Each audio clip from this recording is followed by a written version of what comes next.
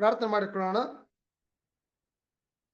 ಪರಿಶುದ್ಧರು ಪರಿಶುದ್ಧರು ಪರಿಶುದ್ಧರು, ಮಹೋನ್ನತರು, ಸರ್ವಶಕ್ತರು, ಅಗಮ್ಯವಾದ ಬೆಳಕಿನಲ್ಲಿ ವಾಸ ಮಾಡುವಂತ ನಮ್ಮೆಲ್ಲರ ಪ್ರೀತಿಯುಳ್ಳ ಪರಲೋಕದ ತಂದೆ ಯೆಹೋವನೇ, ಮತ್ತೊಂದು ಆವರ್ತಿ ನಿನ್ನ ಪವಿತ್ರವಾದ ಪಾದಕ ನಾವು ಕೃತಜ್ಞತೆಗಳನ್ನ ಸ್ತೋತ್ರಗಳನ್ನ ಸಲ್ಲಿಸುವರಾಗಿದ್ದೇವೆ. ತಂದೆ ದೇವರೇ, ಪಾಪಿಗಳಾದ ನಮ್ಮೆಲ್ಲರನ್ನು ಕೂಡ ಈ ಸಂಜೆ ವೇಳೆಯಲ್ಲಿ ನೆನಪು ಮಾಡಿಕೊಂಡು ನಿನ್ನ ಕೃಪಾನುಸದ ಬಳಿ ಬಂದು ನಾವು ನಿನ್ನ ವಾಕ್ಯಗಳನ್ನ ಕಲೀಲಿಕ್ಕೆ, ದಾನ ಮಾಡ್ಲಿಕ್ಕೆ ನೀವು ಕೊಟ್ಟಂತ ಒಳ್ಳೆ ಸಮಯಕ್ಕಾಗಿ, ಒಳ್ಳೆ ಒಂದು ದಿನಕ್ಕಾಗಿ ನಾವು ಕೃತಜ್ಞತೆ ಉಳ್ಳರಾಗಿದ್ದೇವೆ. ತಂದೆ ಆದ ದೇವರೇ, ಈ ಒಂದು ರೋಮಾಪುರದವರಿಗೆ ಬರೆದ ಪತ್ರಿಕೆಯಲ್ಲಿ ದೇವರೇ ಅಪ್ಪ, ನಾವು ಧ್ಯಾನ ಮಾಡುವಾಗ ಈ ಒಂದು ಕೂಟದ ಆರಂಭದಿಂದ ಹಿಡಿದು ಅಂತ್ಯದವರೆಗೂ ಅಪ್ಪ ಸಹೋದರ ರಿಚರ್ಡ್ ಬದ್ರ ಮುಖಾಂತರವಾಗಿ ಅನೇಕ ಸತ್ಯಗಳನ್ನ ಅವ್ರು ಮಾತನಾಡುವಂತ ಕೃಪೆಯನ್ನು ಅನುಗ್ರಹಿಸ್ರಿ. ಅವ್ರಿಗೂ ನಿಮ್ಮ ಪವಿತ್ರಾತ್ಮ ಶಕ್ತಿಯನ್ನು ಕೊಟ್ಟು ನಡೆಸ್ರಿ, ಬಲಪಡಿಸ್ರಿ ದೇವರೇ. ಕೇಳುವಂತ ನಮ್ಮೆಲ್ಲರನ್ನು ಕೂಡ ನಿಮ್ಮ ಪವಿತ್ರಾತ್ಮ ಶಕ್ತಿಯನ್ನು ತುಂಬಿಸಿ ನಡೆಸ್ರಿ. ನಿಮ್ಮ ವಾಕ್ಯಗಳನ್ನು ಅರ್ಥ ಮಾಡಿಕೊಳ್ಳುವಂತ ನಿಮ್ಮ ಒಬ್ಬನೇ ಮಗನಾಗಿರುವಂತ ಯೇಸು ಕ್ರಿಸ್ತನ ಹೆಜ್ಜೆ ಜಾಡಿನಲ್ಲಿ ನಾವು ಓಡುವಂತೆ ನಮಗೆ ಸಹಾಯ ಮಾಡ್ರಿ.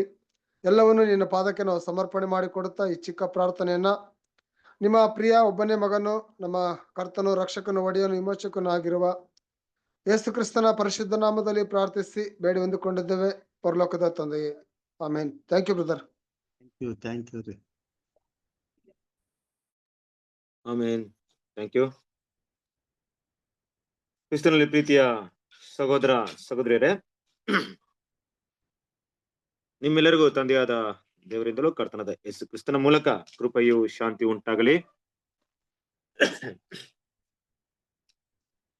ಈ ಒಂದು ಸಮಯದಲ್ಲಿ ದೇವರ ವಾಕ್ಯವನ್ನ ಕೇಳುವಂತ ಒಂದು ಸದಾವಕಾಶವನ್ನ ದೇವರು ನಿಮ್ಗೆ ಕೊಟ್ಟಿದ್ದಾರೆ. ನಾವು ನೋಡ್ತಿರುವಂತ ಪಾಠ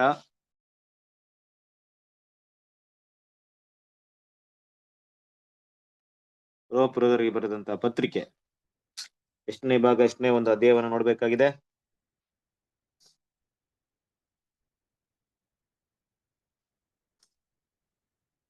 ಭಾಗ 40 ಬ್ರದರ್. ರೋಮಾಪುರ 5ನೇ ಅಧ್ಯಾಯ. ರೋಮಾಪುರ 5ನೇ ಅಧ್ಯಾಯ 10ರಿಂದಾನೇ ಕಂಟಿನ್ಯೂ, ಇನ್ನೊಂದ್ ಸ್ವಲ್ಪ ಕಂಟಿನ್ಯೂ ಮಾಡ್ಕೊಂಡು ಹೋಗ್ಬೇಕಾಗಿ. ರೋಮಪುರದವರಿಗೆ 5ನೇ ಅಧ್ಯಾಯ 10ರಿಂದ ಅಲ್ವಾ? 10 ಮತ್ತೆ 11 ಎರಡು ಕ್ಲಬ್ ಆಗಿ ಮಾಡ್ತಾ ಇದ್ರು ಅದು. ಓಕೆ.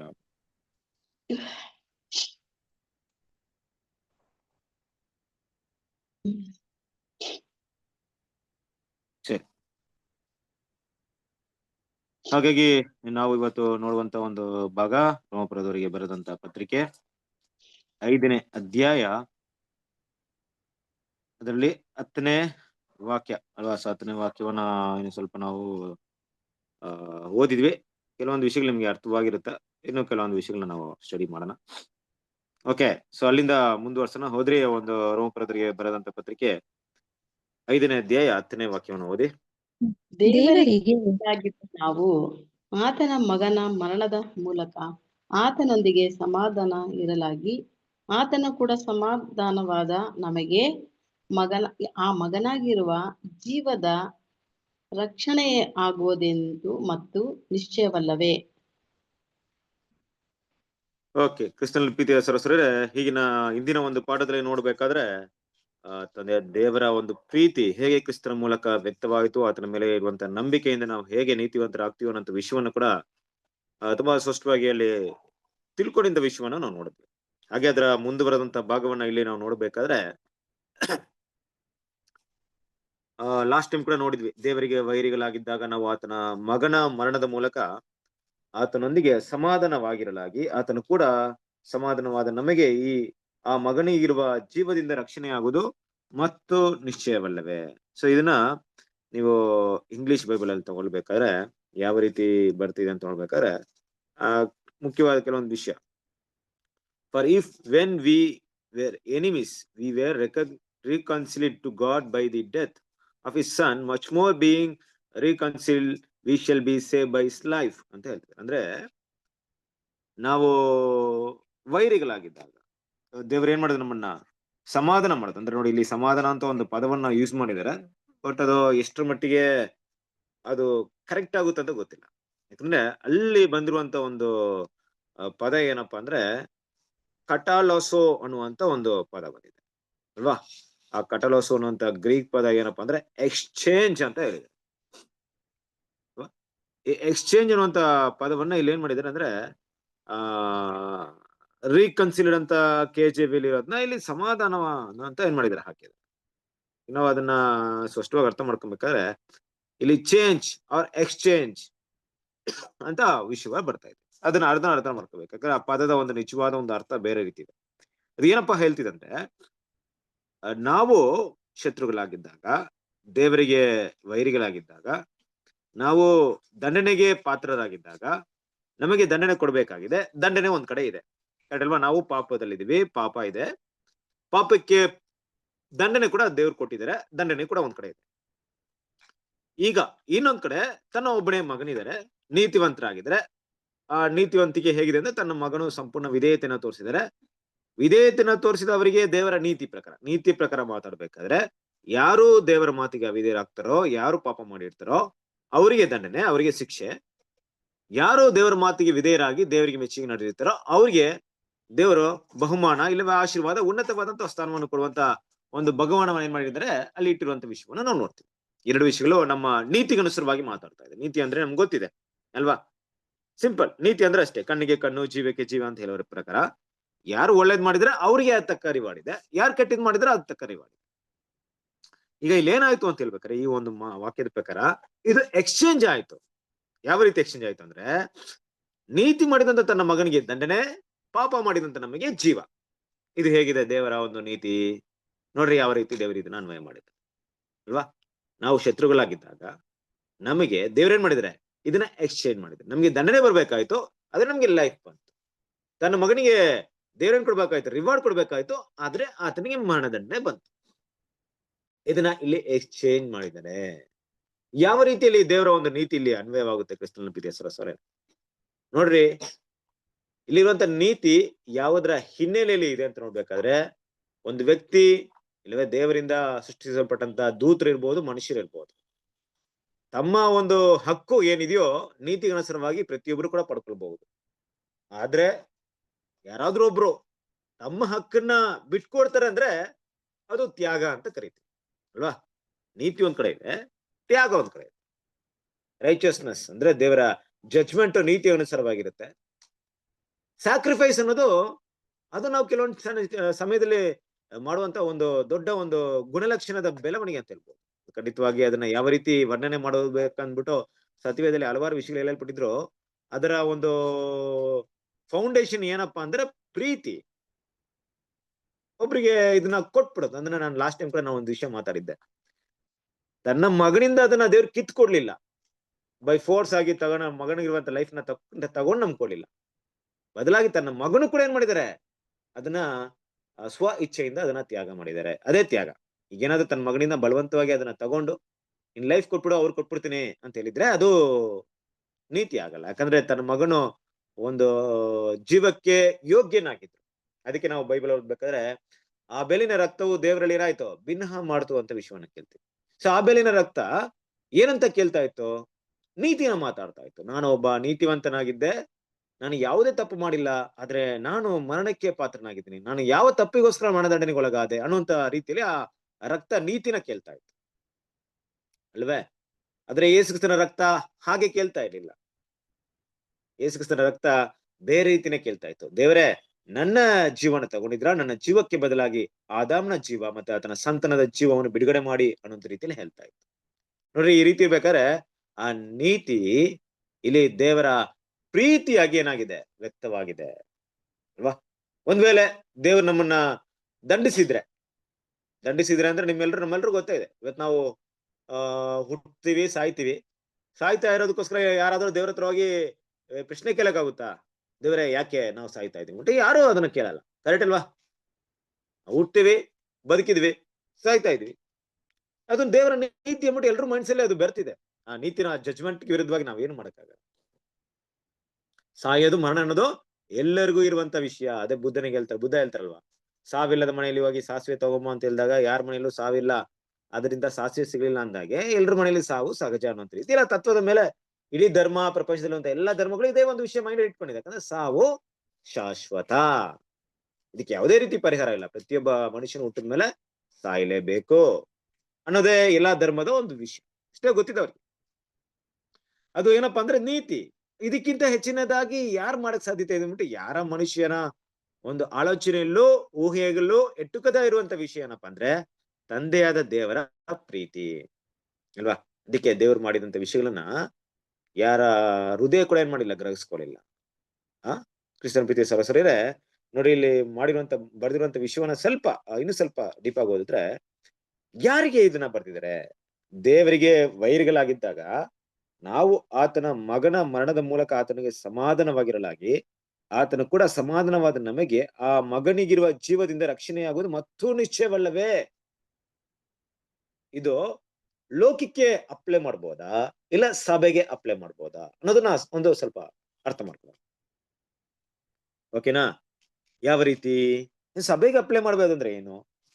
ಸಿಂಪಲ್. ಕ್ರಿಸ್ತನ ಪ್ರೀತಿಯ ಸಹೋದರರೇ, ನಾವು ಅರ್ಥ ಮಾಡ್ಕೊಬೇಕಾಗಿರೋ ವಿಷಯ ಏನಪ್ಪಾ ಅಂದ್ರೆ, ಈ ವಾಕ್ಯನ ಈ ಕ್ಷಣದಲ್ಲಿ ಓದ್ತಾ ಇರೋರು ಯಾರಪ್ಪ ಅಂದ್ರೆ ನಾವು. ಯಾರು ಓದ್ತಾ ಇರೋದು?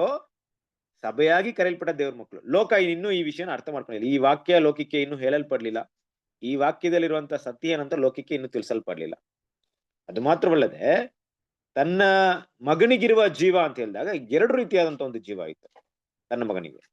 ಒಂದು, ತನ್ನ ಮಗನು ಧರ್ಮಶಾಸ್ತ್ರಕ್ಕೆ ಅಧೀನರಾಗಿ ಅಂದ್ರೆ ಪರಿಪೂರ್ಣವಾದಂತ ಜೀವನ ಪಡ್ಕೊಂಡ್ರು, ನಿತ್ಯ ಜೀವವನ್ನ ಪಡ್ಕೊಂಡಿದ್ರು. ಇನ್ನೊಂದು ರೀತಿಯಲ್ಲಿ ಆ ನಿತ್ಯ ಜೀವವನ್ನ ಅದನ್ನ ತಾನೇ ಇಟ್ಕೊಂಡಿರ್ಬೋದು, ಇಲ್ಲ ಬೇರೆಯವ್ರು ಕೂಡ ಏನ್ ಮಾಡ್ಬೋದು, ಅದನ್ನ ಕೊಡ್ಬೋದು. ಇದು ಯಾರ ಕೈಯಲ್ಲಿತ್ತು? ತನ್ನ ಮಗನ ಕಂಟ್ರೋಲ್ ಅಲ್ಲಿ ಇತ್ತು, ಯೇಸು ಕ್ರಿಸ್ತನ ಅಧೀನದಲ್ಲೇ ಇತ್ತು. ಆದ್ರೆ ಯೇಸು ಕ್ರಿಸ್ತನ ಏನ್ ಮಾಡಿದ್ರು? ಆದಾಮನಿಗೋಸ್ಕರ ಆ ಜೀವದ ಹಕ್ಕನ್ನ ಬಿಟ್ಕೊಟ್ಬಿಟ್ರು. ಏನ್ ಮಾಡಿದ್ರು? ಅದನ್ನ ಎಕ್ಸ್ಚೇಂಜ್ ಮಾಡಿದ್ರು. ಅದಕ್ಕೆ ಹೇಳ್ಬೇಕಾದ್ರೆ ಅದನ್ನ ಬಿಟ್ಕೊಟ್ರು ಅಂತ ಹೇಳಿದ ತಕ್ಷಣ ಅದು ಕರ್ತನಾದ ಯೇಸು ಕ್ರಿಸ್ತನ ಅದನ್ನ ಎಕ್ಸ್ಚೇಂಜ್, ಅದನ್ನೇನ್ ಮಾಡೋದಂದ್ರೆ ರೀಪ್ಲೇಸ್ಮೆಂಟ್ ಮಾಡೋದು. ಆದಾಮಂಗೆ ಅದೋಯ್ತು, ಅದ್ರ ಕರ್ತನಾದ ಯೇಸು ಕ್ರಿಸ್ತ ಏನ್ ಬಂತು? ಡೆತ್ ಬಂತು. ಹಾಗೆ ಕ್ರಿಸ್ತನ ಪ್ರೀತಿಯ ಸಹೋದರರೇ, ಇಲ್ಲಿ ನಾವು ಗಮನಿಸಬೇಕಾದ ವಿಷಯ ಏನಪ್ಪಾ ಅಂದ್ರೆ, ಈ ಒಂದು ಎಕ್ಸ್ಚೇಂಜ್ ಮಾಡಿದಿರೋ ಒಂದು ಪ್ರತಿಫಲ ಏನಪ್ಪಾ ಅಂದ್ರೆ, ತಂದೆ ದೇವರ ಆತನಿಗೆ ಅಮರತ್ವವುಳ್ಳ ಜೀವನ ಕೊಟ್ಟಿದ್ದಾರೆ ಅಲ್ವಾ. So immortality. ಆದ್ರೆ ಯಾವತ್ತೂ ಕೂಡ ಇದನ್ನ ಮತ್ತೆ ಅವ್ರು ತಗೊಳ್ಳೋಂತ ಒಂದು ಹಂತದಲ್ಲಿ ಇಲ್ಲ. ಅಂದ್ರೆ ಇದು ತಗೊಳ್ಳೋಂತ ನೆಸೆಸಿಟಿ ಇಲ್ಲ, ಈ ಜೀವನ ಪಡ್ಕೊಳ್ಳೋಂತ ನೆಸೆಸಿಟಿ ಇಲ್ಲ. ಯಾಕಂದ್ರೆ ಅಮರತ್ವವುಳ್ಳ ಜೀವ ನಿತ್ಯ ಜೀವಕ್ಕಿಂತಲೂ ದೊಡ್ಡದಾದಂತ ಜೀವ ಆಗಿರ್ಬೇಕಾದ್ರೆ, ತನ್ನ ಮಗನಿಗಿರುವ ಜೀವ ಅಂತ ಹೇಳಿದಾಗ ಯಾವ ಜೀವದ ಬಗ್ಗೆ ಮಾತಾಡ್ತಿದಾರಂದ್ರೆ, ಇಲ್ಲಿ ಇವತ್ತು ಈ ವಾಕ್ಯವನ್ನ ನಾವು ಓದೋದ್ರಿಂದ ಅದು ಅಮರತ್ವವುಳ್ಳ ಜೀವನ ಮಾತಾಡ್ತಾ ಇದೆ ಅಲ್ವಾ. ಸೊ ಹಾಗೆ ನಮಗೂ ಕೂಡ ಏನಾಗುತ್ತೆ, ತನ್ನ ಮಗನಿಗೆ ಸಿಕ್ಕಿದಂತ ಒಂದು ಜೀವವನ್ನ ಕೊಡೋ ರೀತಿಯಲ್ಲಿ ದೇವ್ರು ನಮ್ಮನ್ನ ಏನ್ ಮಾಡ್ಕೊಂಡಿದ್ದಾರೆ? ನಮ್ಮ ಜೊತೆ ಸಮಾಧಾನ ಮಾಡ್ಕೊಂಡಿದ್ದಾರೆ, ನಮ್ಮ ಜೊತೆ ಸಂಧಾನ ಮಾಡ್ಕೊಂಡಿದ್ದಾರೆ ಅಲ್ವಾ. ನಮ್ಗೆ ಆ ರಿವಾರ್ಡ್ ನ ನಮ್ಗೆ ಏನ್ ಮಾಡ್ತೀವಿ, ನಮಗೂ ಕೂಡ ಕೊಡುವಂತದ ಒಂದು ದೊಡ್ಡ ಒಂದು ಅವಕಾಶವನ್ನ ಇಲ್ಲಿ ಇಟ್ಟಿದ್ದಾರೆ. ಸೊ ನಮ್ಗೆ ಸಿಕ್ಕಿರುವಂತ ಒಂದು ರಿವಾರ್ಡ್ ಏನಪ್ಪಾ ಅಂದ್ರೆ ಅಮರತ್ವವುಳ್ಳ ಜೀವ.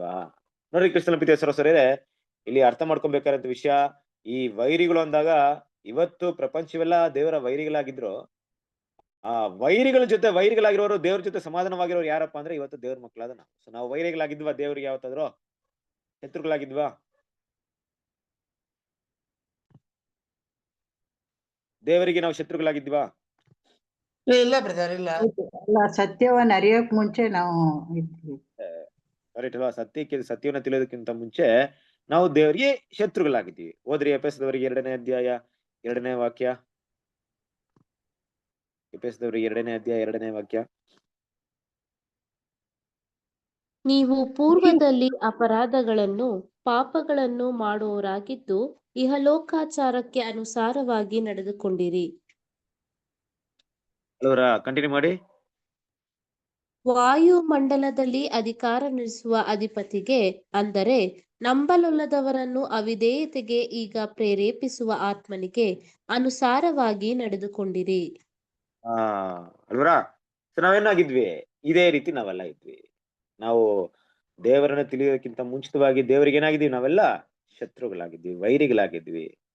ಅಂತಹ ಒಂದು ಗುಣಗಳಾಗಿದ್ದ ನಮ್ಮನ್ನ ದೇವರೇನ್ ಮಾಡಿದ್ರು? ಸಮಾಧಾನ ಮಾಡಕ್ಕೆ ಬಂದ್ರು.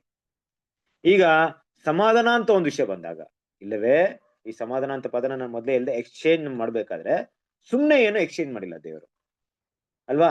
ಸುಮ್ನೆ ಎಕ್ಸ್ಚೇಂಜ್ ಮಾಡಿಲ್ಲ. ಸುಮ್ನೆ ಅಂದ್ರೆ ಏನು? ಯಾವ ಅರ್ಥದಲ್ಲಿ? ಈಗ ನಾವು ಕೆಲಸ ಮಾಡಿದ್ರೆ ನಮ್ಗೆ ಸಂಬಳ ಬರುತ್ತೆ. ನಮ್ಗೆ ಸಂಬಳ ಬಂದಿದೆ ಅಂದ್ರೆ ಈ ತಿಂಗಳಾದ್ಮೇಲೆ ಕರೆಕ್ಟ್ ಆಗಿ ತಾರೀಕಲ್ಲಿ ಬಂದಿದೆ ಅಂದ್ರೆ ಈ ನಮ್ಗೆ ಏನು ಸಂಬಳ ಕೊಟ್ಟಿದಾರ ಸಂಬಳವನ್ನ ನಾವ್ ಏನಂತ ತಿಳ್ಕೊಂಡಿದೀವಿ ಅಂದ್ರೆ ಯಾರು ನಮ್ಗೆ ಉಚಿತಾರ್ಥವಾಗಿ ಕೊಡ್ಲಿಲ್ಲ, ಬದಲಾಗಿ ನಾವೇನೋ ಕೆಲಸ ಮಾಡಿದೀವಿ ಅದಕ್ಕೆ ಕೊಟ್ಟಿದಾರೆ ಅಂತ ತಿಳ್ಕೊಳ್ತೀವಿ.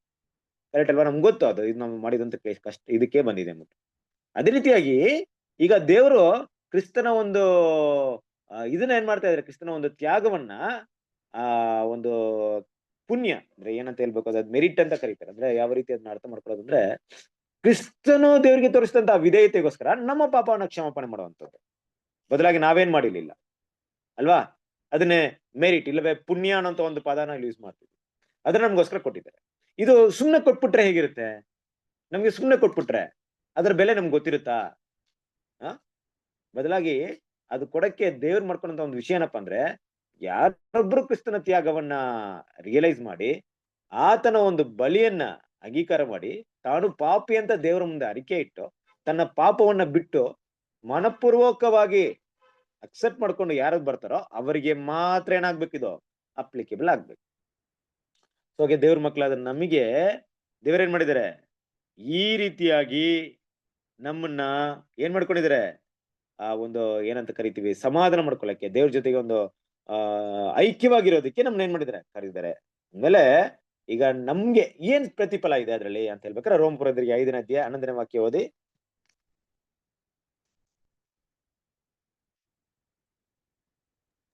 ಇಷ್ಟು ಮಾತ್ರವೇ ಅಲ್ಲದೆ ನಾವು ನಮ್ಮ ಕರ್ತನಾದ ಯೇಸು ಕ್ರಿಸ್ತನ ಮೂಲಕ ಸಮಾಧಾನ ಸ್ಥಿತಿ ಹೊಂದಿದವರಾಗಿ ಆತನ ಮುಖಾಂತರ ದೇವರಲ್ಲಿ ಹರ್ಷಗೊಳ್ಳುತ್ತೇವೆ. ನೋಡ್ರಿ ಇಲ್ಲೆಲ್ಲದಕ್ಕೂ ಸಮಾಧಾನ ಸಮಾಧಾನ ಅಂತ ಹಾಕ್ಬಿಟ್ಟವ್ರಪ್ಪ.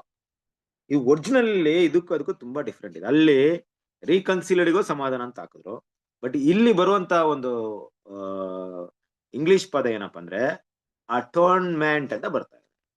ಅಟೋನ್ಮೆಂಟ್ ಅಂದ್ರೆ ಏನು? ನಮ್ಮ ಒಂದು ಸಂಪುಟ ಇದೆಯಲ್ಲ, 4ನೇ ಸಂಪುಟ ಹೆಸರೇನಿದೆ ಗೊತ್ತಾ? 4th value 5th value 5th value ಇಲ್ವಾ? ಸುಗ್ಗಿಯ ಕಾಲ, ಯಾವುದು? ಸುಗ್ಗಿಯ ಕಾಲ 5th ವ್ಯಾಲ್ಯೂಮ್ ಅಲ್ಲ, ಸುಗ್ಗಿ 6th ವ್ಯಾಲ್ಯೂಮ್ ನೂತನ ಸೃಷ್ಟಿ. ಸೃಷ್ಟಿ ಬ್ರದರ್. ವಾಲ್ಯಮ್ಮ ಅಥವಾ ಅಧ್ಯಾಯ ಏನಾಗ್ತದೆ? ನಾನು ವ್ಯಾಲ್ಯೂಮ್ ಬಗ್ಗೆ ಕೇಳ್ತಾ ಇದ್ದೀನಿ. ವ್ಯಾಲ್ಯೂಮ್ ಅಂದ್ರೆ ಸಂಪುಟ ಬಗ್ಗೆ. ಮೊದಲನೇ ಸಂಪುಟ 2ನೇ ಸಂಪುಟ ಇದೆಯಲ್ಲ, ಮೊದಲನೇ ಸಂಪುಟ ಏನಿದೆ? ಯುಗಾಂತರಗಳ ಕುರಿತಾದ ದೈವಿಕ ಪ್ರಕಟಣೆ, ದೈವಿಕ ಯೋಜನೆ ಅಂತ ಇದೆಯಾ ಮೊದಲನೇದು.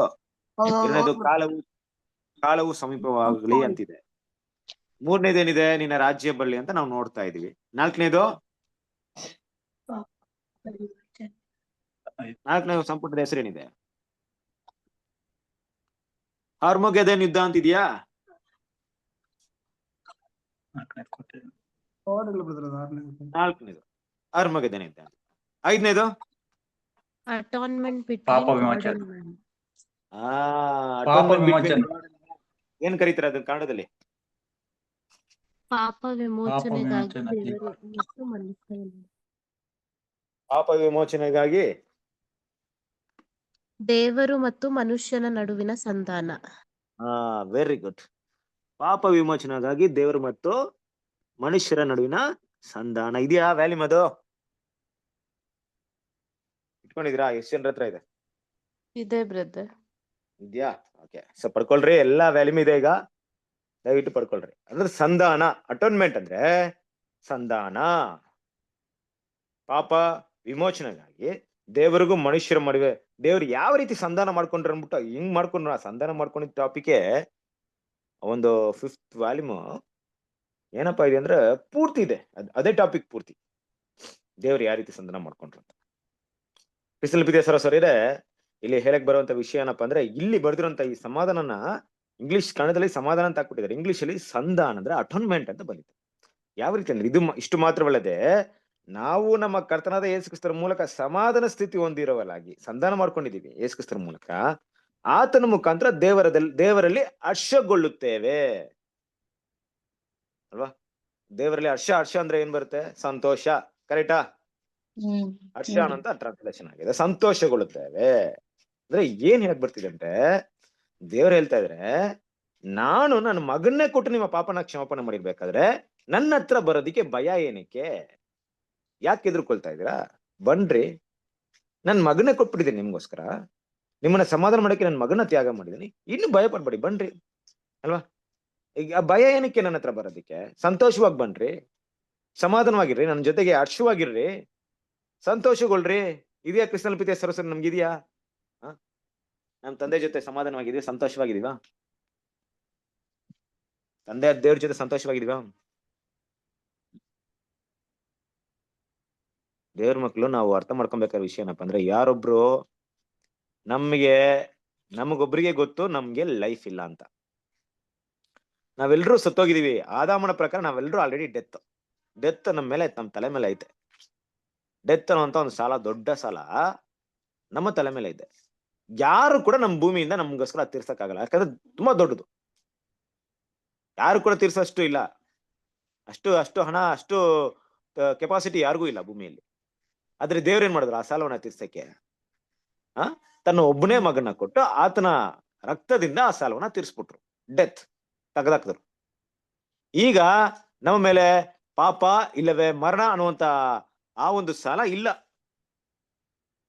ಸಾಲ ಇಲ್ಲದೆ ಇದ್ದಾಗ ನಾವ್ ಹೇಗಿರ್ಬೇಕು ಅಂತ ದೇವ್ರು ಇಷ್ಟಪಡ್ತಾ ಇದ್ರೆ? ಸಾಲ ಇಲ್ಲದೆ ಇದೆ ಮತ್ತೆ ಸಾಲ ಮಾಡ್ಕೋಬೇಕು, ಕರೆಕ್ಟಾ?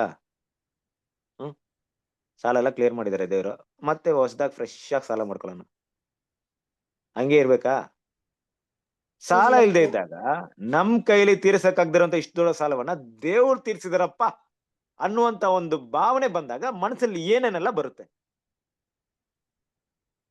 ಸಮಾಧಾನ ಬರುತ್ತೆ, ಸಮಾಧಾನ ಬರುತ್ತೆ, ಮತ್ತೆ ಬೇರೆ ಏನ್ ಬರುತ್ತೆ? ಪ್ರೀತಿ, ದೇವ್ರ ಮೇಲೆ ಪ್ರೀತಿ ಬರುತ್ತೆ, ಪ್ರೀತಿ ಬರುತ್ತೆ. ಗುಡ್. ನೆಕ್ಸ್ಟ್ ಏನ್ ಬರುತ್ತೆ? ವಿಧೇಯತೆ ಬರುತ್ತೆ, ವಿಧೇಯತೆ ಬರುತ್ತೆ. ಹೌದು, ಕರೆಕ್ಟ್. ಈ ವಾಕ್ಯದ ಪ್ರಕಾರ ಏನ್ ಬರುತ್ತೆ ಮುಖ್ಯವಾಗಿ? ಸಂತೋಷ ಬರುತ್ತೆ, ಹರ್ಷಗೊಳ್ತೀವಿ ಅಲ್ವಾ? ಈ ಹರ್ಷ ಅನ್ನೋದೇ ದೇವ್ರ ಮಕ್ಳು ನಮ್ಗೆ ದೊಡ್ಡ ದೊಡ್ಡ ಏನಂತ ಹೇಳ್ಬೋದು ಅದ್ರ ಬಗ್ಗೆ ನಾವು ಮಾತಾಡಿದ್ರೆ. ಯಾರೊಬ್ರು ಈ ಹರ್ಷದಲ್ಲಿ ಇಲ್ವೋ, ನೀವು ಬೇರೆ ಇಲ್ಲೋ, ಬೇರೆ ಯಾವ್ದೋ ನಾವ್ ಇದೀವಿ ಅಂತ ಅರ್ಥ. ದೇವ್ರ ಮಕ್ಳಿಗೆ ಈ ಸಂತೋಷ ಇರ್ಬೇಕು. ನಮ್ಮ ಅಪ್ಪ ನಮ್ ಪಾಪನೇ ಕ್ಷಮಿಸ್ಬಿಟ್ಟಿದಾರಪ್ಪ, ನಮ್ಮ ಅಪ್ಪನೇ ನನ್ ಪ್ರೀತಿ ಮಾಡ್ತವ್ರೆ, ಇನ್ ಏನ್ ನಡೆದ್ ನನ್ಗೇನ್ ಆದ್ರೆ ನನಗೇನಂತೆ? ದೇವ್ರ ಮಕ್ಳಿಗೆ ಈ ಮೈಂಡ್ ಸೆಟ್ ಯಾವಾಗ್ಲೂ ಇರ್ಬೇಕು. ಇನ್ನು ಸ್ಪಷ್ಟವಾಗಿರ್ಬೇಕಾದ್ರೆ ನಮ್ಮ ತಂದೆಯಾದ ದೇವರ ಮುಖವನ್ನ ನೋಡೋಕೆ ಅವ್ರು ನನ್ನ ಪ್ರೀತಿಯಿಂದ, ನಗುಮುಖದಿಂದ ನನ್ನ ನೋಡ್ತಾ ಇದಾರೆ. ಅವ್ರು ನನ್ನ ಯಾವುದೇ ಕೋಪದಲ್ಲಿ ನೋಡ್ತಾ ಇಲ್ಲ. ನನ್ನ ಮೇಲೆ ನನ್ನ ಕೋಪದಿಂದ, ಅಂದ್ರೆ ಕೋಪ ಅಂದ್ರೆ ಏನರ್ಥ? ಕೋಪದಿಂದ ನೋಡ್ತಿದ್ದೆ ಅಂದ್ರೆ ಏನರ್ಥ? ಏನಿರ್ಬೋದು? ಈಗ ನಮ್ ಪೇರೆಂಟ್ಸ್, ನಮ್ ತಂದೆ ನನ್ನ ತುಂಬಾ ಕೋಪವಾಗಿ ನೋಡ್ತಾರೆ ಅಂದ್ರೆ ಏನರ್ಥ? ಅವ್ರ ಆಜ್ಞೆ ಮೀರಿದೀವಿ ಅಂತ. ಕರೆಕ್ಟ್. ಅವ್ರಿಗೆ ಅವಿಧೇಯ ಆಗಿರ್ಬೋದು, ಅವ್ರಿಗೇನೋ ತಪ್ಪು ಮಾಡಿರ್ಬೋದು, ಅವ್ರ ದೃಷ್ಟಿಗೇನೋ ಮಿಸ್ಟೇಕ್ ಮಾಡಿರ್ಬೋದು ಅಲ್ವಾ? ನನ್ ಮೇಲೆ ಸಿಟ್ಟೈತೆ, ನನ್ ಮೇಲೆ ತಪ್ಪ ಮೇಲೆ ದೇವ್ರಿಗೆ, ಅವ್ರಿಗೆ ತಂದೆಗೆ ಏನಾಯ್ತು? ಕೋಪ ಐತೆ. ಇದೆಲ್ಲ ಆ ಕೋಪ ಮುಖದಲ್ಲಿ ನೋಡ್ತೀವ ನಾವು. ಕ್ರಿಸ್ತನ ಪ್ರೀತಿಯ ಸಹೋದರರೇ, ನಮ್ ತಂದೆ ಮುಖನ ನೋಡಕ್ಕೆ ನಾವ್ ಹೆಂಗ್ ನೋಡ್ಬೇಕಂತ ಇಷ್ಟಪಡ್ತೀವಿ? ನಮ್ಮನ್ನ ಅವ್ರ ಕೋಪದಿಂದ ನೋಡ್ಬೇಕಾ? ಕೋಪದಿಂದ ನೋಡೋದು ಜಡ್ಜ್ಮೆಂಟ್, ನ್ಯಾಯ ತೀರ್ಪು. ಭಯದಿಂದ ಕಾಯ್ಬೇಕು. ಅಯ್ಯೋ ಏನ್ ಮಾಡ್ತಾರೋ ದೇವ್ರ, ನನ್ನ ಇನ್ನ ಎಲ್ಲಿ ಹೊಡಿತಾರೋ, ಏನ್ ಮಾಡ್ತಾರೋ, ಆ ರೀತಿ ಆ ಮುಖವನ್ನ ನೋಡ್ಬೇಕಾ ನಾವು? ಬದಲಾಗಿ ನಮ್ ತಂದೆ ಏನ್ ಮಾಡ್ತಾ ಇದಾರೆ? ಆ ಮುಖದಲ್ಲಿ ನೋಡ್ತಾ ಇಲ್ಲ. ಏನಂಗ್ ನೋಡ್ತಾ ಇಲ್ಲ ಅಂದ್ರೆ, ನಮ್ಮೇಲೆ ಕೋಪ ಇತ್ತು, ಅವ್ರಿಗೆ ತುಂಬಾ ಕೋಪ ಇತ್ತು, ನಾವು ಮಾಡಿದಂತ ಕೆಲಸಗಳಿಗೆ ನಮ್ಮೇಲೆ ತುಂಬಾ ಕೋಪ ಇತ್ತು. ಆದ್ರೆ ಆ ಕೋಪವನ್ನೆಲ್ಲ ಇಳಿಸಿದ್ಯಾರೋ? ಕರ್ತನಾದ ಯೇಸು ಕ್ರಿಸ್ತನು. ಕಂಪ್ಲೀಟ್ ಸೈಲೆಂಟ್, ಅಂದ್ರೆ ಕಂಪ್ಲೀಟ್ ಆ ಒಂದು ಕೋಪವನ್ನ ತಗ್ಗಿಸ್ಬಿಟ್ರು ನೋಡಿ ದೇವ್ರಿಗೆ. ಅವ್ರು ಮಾಡಿದಂತ ತ್ಯಾಗದ ಮುಂದೆ ಈ ತೆಗೆದು ಬಿಸಾಕ್ಬಿಟ್ರು ತಂದೆ ದೇವ್ರು ಕೋಪವನ್ನು. ನಮ್ಮ ಪಾಪಗಳನ್ನ ತೆಗೆದು ಬೇಕಲ್ಲಿ ಹಾಕ್ಬಿಟ್ರು. ನಮ್ಮನ್ನ ನೋಡೋದೇ ಇಲ್ವಂತ ದೇವ್ರು ಯಾವಾಗ್ಲೂ ಆತರ. ಕ್ರಿಸ್ತನ ಪ್ರೀತಿಯ ಸಹೋದರರೇ, ಒಂದು ವಿಷಯ ಹೇಳ್ತೀನಿ ನೋಡ್ರಿ. ನಾವು ಅನ್ಲೆಸ್ ದೇವರಿಗೆ ವಿರುದ್ಧವಾಗಿ ಅಲ್ವಾ ಬೇಕಂತ ಪಾಪ ಮಾಡಿ ನಾವಾಗೆ ಆ ಒಂದು ಏನಂತೀವಿ ಅದನ್ನ ಕನ್ನಡದಲ್ಲಿ ಮಾತಾಡ್ಬೇಕಾದ್ರೆ ಒಳ್ಳೆ ವಾಕ್ಯ ಇದೆ. ಬೇಕಂತಲೇ ಅಂದ್ರೆ ಹೃದಯದ ಆಳದಿಂದ ದೇವರಿಗೆ ವಿರುದ್ಧವಾಗಿ ಮಾಡಿ ಪಾಪ ಮಾಡಿ ದೇವ್ರನ್ನ ಬಿಟ್ಟು ದೂರ ಹೋಗಿ ಕೊನೆವರೆಗೂ ನಾವು ಕೊಡುವಂತ ಎಲ್ಲ ಕೃಪೆನ ಇದ್ ಮಾಡೋವರೆಗೂ ದೇವ್ರ ನಮ್ಮ ಮೇಲೆ ಕೋಪ ಪಡಲ್ಲ. ಗೊತ್ತಾ ನಿಮ್ಗೆ? ನಮ್ಮೇಲೆ ಕೋಪ ಪಡೋದೇ ಇಲ್ಲ. ಯಾಕೆಂದ್ರೆ ಕ್ರಿಸ್ತನ ಪ್ರೀತಿಯ ಸಹೋದರರೇ, ನಮಗೆ ಕೊಟ್ಟಿರುವಂತ ರಕ್ಷಣೆ ಆ ರೀತಿ ರಕ್ಷಣೆ ನೋಡಿ ಒಂದು ರೂಲ್ಸ್ ಅಂಡ್ ರೆಗ್ಯುಲೇಷನ್ ಇದೆ. ಏನಪ್ಪಾ ಅಂದ್ರೆ, ನಮ್ಮ ಬಲಹೀನತೆನ, ನಮ್ಮ ಮಿಸ್ಟೇಕ್ಸ್ ನ ಎಲ್ಲವನ್ನ ಕ್ಷಮಿಸುವಂತ ದೊಡ್ಡ ಕೃಪಾದರವಾದಂತ ಬಲಿಯಿಂದ ಕರ್ತನಾದ ಯೇಸು ಕೊಟ್ಬಿಟ್ಟಿದ್ದಾರೆ. ಆ ಬಳಿನ ಮಿಸ್ ಮಾಡಿ, ಆ ಬಳಿನ ದಾಟಿ ದೇವ್ರು ನಮ್ಮನ್ನ ಏನು ಮಾಡಕ್ ಹೋಗಲ್ಲ. ಯಾಕಂದ್ರೆ ಆ ಬಳಿ ಅಷ್ಟು ದೊಡ್ಡದ ತ್ಯಾಗ ಇದೆ. ಆದ್ರೆ ಅದೇ ಬಲಿನ ಕಾಲ್ ಕೆಳಗಡೆ ಹಾಕಿ ತುಳಿದ್ರೆ ಕೋಪ ಬರುತ್ತಾ ಬರಲ್ವಾ? ಯೋಚನೆ ಮಾಡ್ರಿ. ಆ ಗುಣ ಅಷ್ಟ್ರ ಮಟ್ಟಿಗೆ ನಾವು ಹೋದಾಗ ಯೇಸು ಕ್ರಿಸ್ತನ ರಕ್ತವನ್ನ ಕೆಳಗಡೆ ಹಾಕಿ ತುಳಿಯುವಂತ ಗುಣ, ಅದಕ್ಕೆ ನಾವು ಇಬ್ರಿಯಲ್ಲಿ ಓದಿದ್ವಲ್ಲ, ಎಲೆಗೆ ಹಾಕಿ ತುಳಿಯುವಂತ ಆ ಗುಣವನ್ನ ನಾವೇನ ಬೆಳೆಸ್ಕೊಳ್ತೀವಿ ಅಂದ್ರೆ, ಅದನ್ನು ಈ ತರ ಗುಣ ಒಂದೇ ದಿನದಲ್ಲಿ ಬಂದ್ಬಿಡುತ್ತಾ ನಮ್ಗೆ? ಒಂದೇ ದಿನದಲ್ಲಿ ಯೇಸು ಕ್ರಿಸ್ತನ ರಕ್ತವನ್ನ ಕೆಳಗೆ ಹಾಕಿ ತುಳಿತೀವಾ? ಬರಲ್ಲ. ಬದಲಾಗಿ ಅದೊಂದು ಗುಣವಾಗಿ ಪರಿವರ್ತನೆ. ಗುಣ ಯಾವಾಗ್ಲೂ ಒಂದು ದಿನದಲ್ಲಿ ಬರುವಂತದಲ್ಲ. ಅದು ಅನೇಕ ಕಾಲಗಳಲ್ಲಿ ಅದನ್ನ ಬೆಳವಣಿಗೆ ಮಾಡಿರುವಂಥದ್ದು. ಇಟ್ಸ್ ಡೆವಲಪ್ಡ್ ಅಲ್ವಾ? ಅದು ಅಭಿವೃದ್ಧಿ ಆಗಿರುವಂತ ಒಂದು ಲಕ್ಷಣ. ಅದು ಗುಣ ನಮ್ಮಲ್ಲಿ ಬರುವಂತ ಕ್ಯಾರೆಕ್ಟರ್. ಪ್ರೀತಿ, ದಯೆ, ಅನುಕಂಪ ಪ್ರತಿಯೊಂದು ಇರ್ಬೋದು. ಇಲ್ಲವೇ ಅದಕ್ಕೆ ವಿರುದ್ಧವಾದಂತ ಕೋಪ, ದ್ವೇಷ, ಅಸೂಯೆ, ಹೊಟ್ಟೆ ಕಿಚ್ಚುವಂತ ಕೆಟ್ಟ ಗುಣ ಇರ್ಬೋದು. ಯಾವುದೇ ಗುಣಗಳು ಒಂದು ದಿನಕ್ಕೆ ಬಂದಿರುವಂತದಲ್ಲ, ಅದು ಅಭಿವೃದ್ಧಿ ಆಗಿರೋದು. ನಾವು ಕ್ರಿಸ್ತನ ಒಂದು ತ್ಯಾಗವನ್ನ ನೆಗ್ಲಿಜೆನ್ಸಿ ಮಾಡುವಂತ ಗುಣಗಳನ್ನ ಬೆಳೆಸ್ಕೊಂಡು ಹೋಗಿ ಕೊನೆಗೆ ಅದೇ ಗುಣದಲ್ಲಿ ಸ್ಟ್ರಾಂಗ್ ಆಗಿ ನಿಂತ್ಕೊಂಡ್ರೆ ಮಾತ್ರ ದೇವ್ರ ಕೋಪ ಬರುತ್ತೆ. ಅಲ್ಲಿವರೆಗೂ ದೇವ್ರ ನಮ್ಮ ಮೇಲೆ ಕೋಪ ಪಡಲ್ಲ. ಇದೇ ನಮಗೂ ನಿಮಗೂ ಸಿಕ್ಕಿರುವಂತ ಕೃಪೆ. ಇಲ್ದಿದ್ರೆ ನಾವೆಲ್ಲ ಏನಾಗ್ತಿದೀವಿ ಗೊತ್ತಾ? ಸ್ವಲ್ಪ ಥಿಂಕ್ ಮಾಡ್ರಿ, ಟರ್ನ್ ಮಾಡ್ರಿ, ಧರ್ಮಶಾಸ್ತ್ರ ನೋಡ್ರಿ. ಧರ್ಮಶಾಸ್ತ್ರದಲ್ಲಿ ಇದ್ದವ್ರು ಹೆಂಗಿದೆ, ನಾವ್ ಹೆಂಗಿದೀವಿ? ಅವ್ರಿಗೆ ಏನ್ ಯಾವ ತರ ಶಿಕ್ಷೆ ಇತ್ತು? ಅವ್ರಿಗೆ ತಪ್ಪು ಮಾಡಿದ್ರೆ ಏನ್ ಪನಿಷ್ಮೆಂಟ್ ಇತ್ತು? ತಪ್ಪು ಮಾಡಿದ್ರೆ ಬಲಿ ಕೊಡ್ಬೇಕು. ಬಲಿ ಕೊಡದೇ ಇದ್ರೆ ದೇವ್ರು ಕ್ಷಮಿಸ್ತಾನೆ ಇರ್ಲಿಲ್ಲ. ಹೆಂಗೋ ಸಾಯ್ತಾ ಇದ್ರು. ಹೆಂಗೆಲ್ಲ ಸತ್ತಿದಾರೆ ತಾನೆ?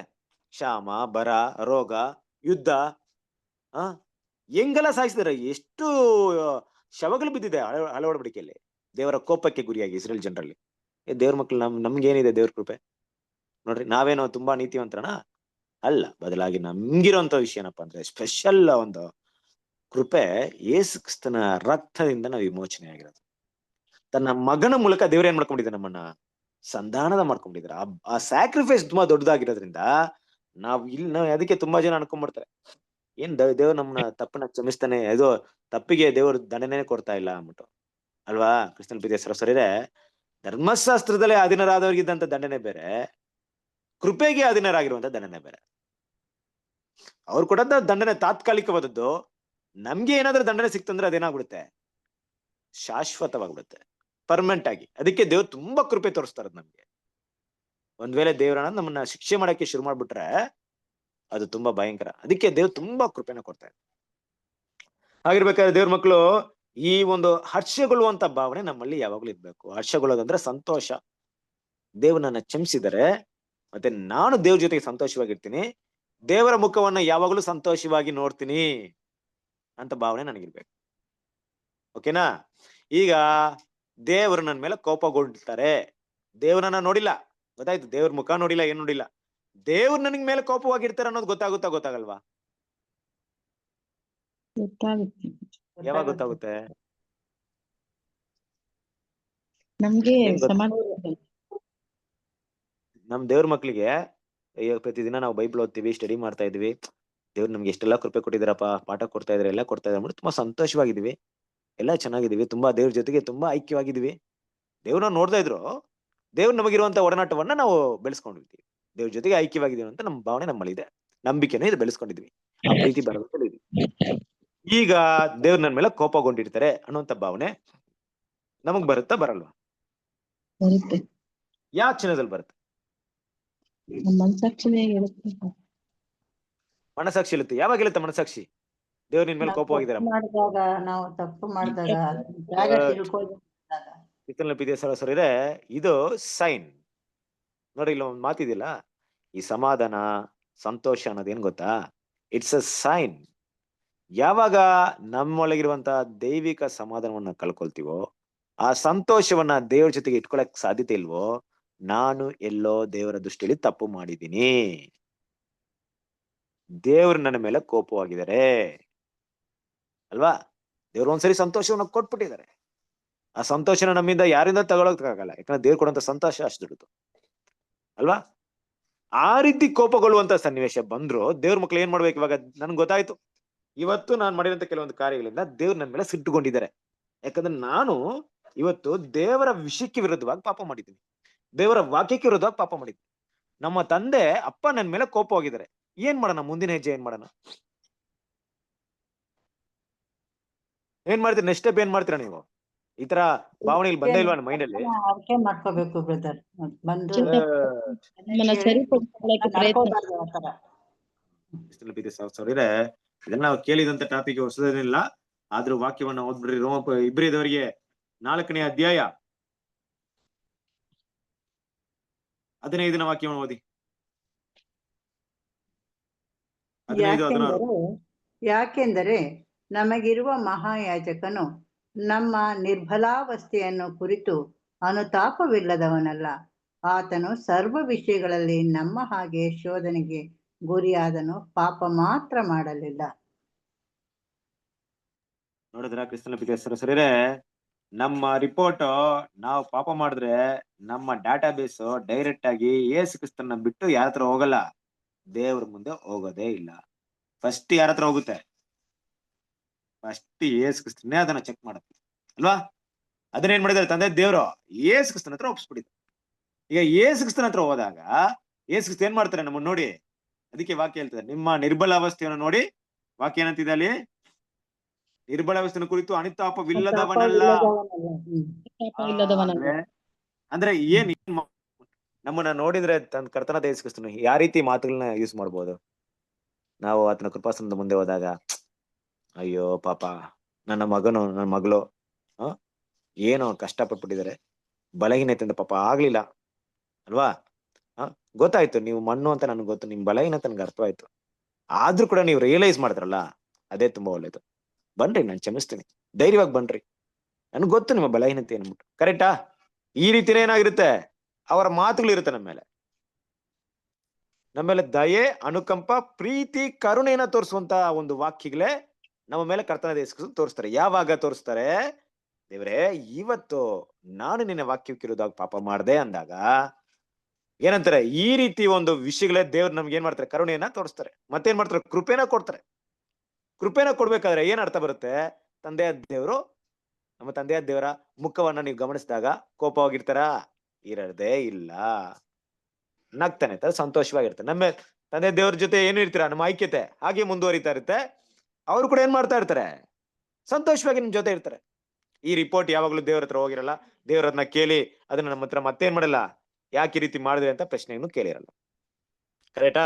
ನೋಡ್ರಿ, ದೇವರ ಒಂದು ಸ್ವಭಾವನ ಅರ್ಥ ಮಾಡ್ಕೊಳ್ರಿ ಕ್ರಿಸ್ತನ ಪ್ರೀತಿಯ ಸಹೋದರರೇ. ತಂದೆ ದೇವ್ರು ನಮ್ಮನ್ನ ಹೊಡಿಬೇಕು, ಬಡಿಬೇಕು, ಶಿಕ್ಷಿಸ್ಬೇಕು ಅಂತ ಮೈಂಡಲ್ಲಿ ಇಲ್ಲ. ಬದಲಾಗಿ ಏನಾಗಿದ್ದಾರೆ ಅಂದ್ರೆ ಪ್ರೀತಿ ಮಾಡ್ಬೇಕಂತಿದ್ದಾರೆ. ಆದ್ರೆ ತಪ್ಪನ್ನ ತಿದ್ದದೆ ಪ್ರೀತಿ ಮಾಡ್ಬೇಕಂತನೂ ಇಲ್ಲ. ಕರೆಕ್ಟಾ? ತಪ್ಪನ್ನ ತಿದ್ದದೆ, ತಪ್ಪನ್ನ ಸರಿ ಮಾಡ್ಕೊಳ್ದೆ ಹಾಗೆ ನಾನು ಪ್ರೀತಿ ತೋರಿಸ್ಬೇಕಂತ ಉದ್ದೇಶನೂ ಇಲ್ಲ. ಆದ್ರೆ ಏನ್ ಮಾಡ್ತಿದ್ರೆ, ನನ್ನ ಮಕ್ಕಳು ನನ್ನ ಹತ್ರ ಬರೋದಕ್ಕೆ ಭಯ ಪಡ್ಬಾರ್ದು. ಭಯ ಏನಕ್ಕೆ ಬರುತ್ತಂದ್ರೆ, ನನಗೆ ವಿರುದ್ಧ ಪಾಪ ಮಾಡಿದಾಗ. ಒಂದ್ ವೇಳೆ ಪಾಪ ಮಾಡಿದ್ರು ಅವ್ರಿಗೆ ಏನಿರ್ಬೇಕು? ಕರ್ತನಾದ ಯೇಸು ಕ್ರಿಸ್ತನ ಬಲಿ ನೆನಪಲ್ಲಿ ಬರ್ಬೇಕು. ಆ ಬಲಿ ನೀವು ಅವ್ರ ಹತ್ರ ಬಂದಾಗ ಕ್ಷಮಿಸುತ್ತಂತ ಭಾವನೆ ಮನಸ್ಸಲ್ಲಿ ಇಟ್ಕೊಬೇಕು. ಆ ಭಾವನೆಯಿಂದ ಕೃಪಾಸನದ ಮುಂದೆ ಬಂದು ಕ್ಷಮಾಪಣೆ ಕೇಳಿ ಮತ್ತೆ ತಂದೆ ಜೊತೆ ಏನಾಗ್ಬೇಕು? ಸಂತೋಷವಾಗಿರ್ಬೇಕು ಅಂತ ಯಾರು ಇಷ್ಟಪಡ್ತಾರದು? ಇದೆಲ್ಲ ಯಾರ್ ನಾನು ಇಲ್ದಿದ್ರೆ ಏನಾಗ್ತಿದೆ ಗೊತ್ತಾ? ನಾವು ಕ್ರಿಸ್ತನ ಜೊತೆಗೆ ಬಂದು ಪಾಪ ಕ್ಷಮಾಪಣೆ ಕೇಳಿ ಕ್ಷಮಾಪಣೆ ಮಾಡಿದ್ಮೇಲೆ ತಂದೆ ದೇವ್ರು ನಮ್ಮನ್ನ ಕ್ಷಮಿಸಿ ಅವ್ರಿಗೂ ನಮ್ಗಿರುವಂತಹ ಸಂತೋಷ ಒಂದೇ ದಿನದಲ್ಲಿ ಮುರಿದೋಗ್ತಾ ಇತ್ತು. ದೇವ್ರೇನಾದ್ರೂ ಈ ರೀತಿ ಪ್ಲಾನ್ ಮಾಡದೇ ಇದ್ರೆ, ನಾವು ಕಾನ್ಸಂಟ್ರೇಟ್ ಆದ್ಮೇಲೆ ಮಾಡುವಂತ ಪಾಪದ ಜೊತೆಗೆ ದೇವ್ರ ಕೋಪವಾಗಿ ನೋಡ್ತಿದ್ರು ನಮ್ಮನ್ನ. ಬಟ್ ನೋಡಲ್ಲ ಕ್ರಿಸ್ತನ ಪ್ರೀತಿಯ ಸಹೋದರರೇ.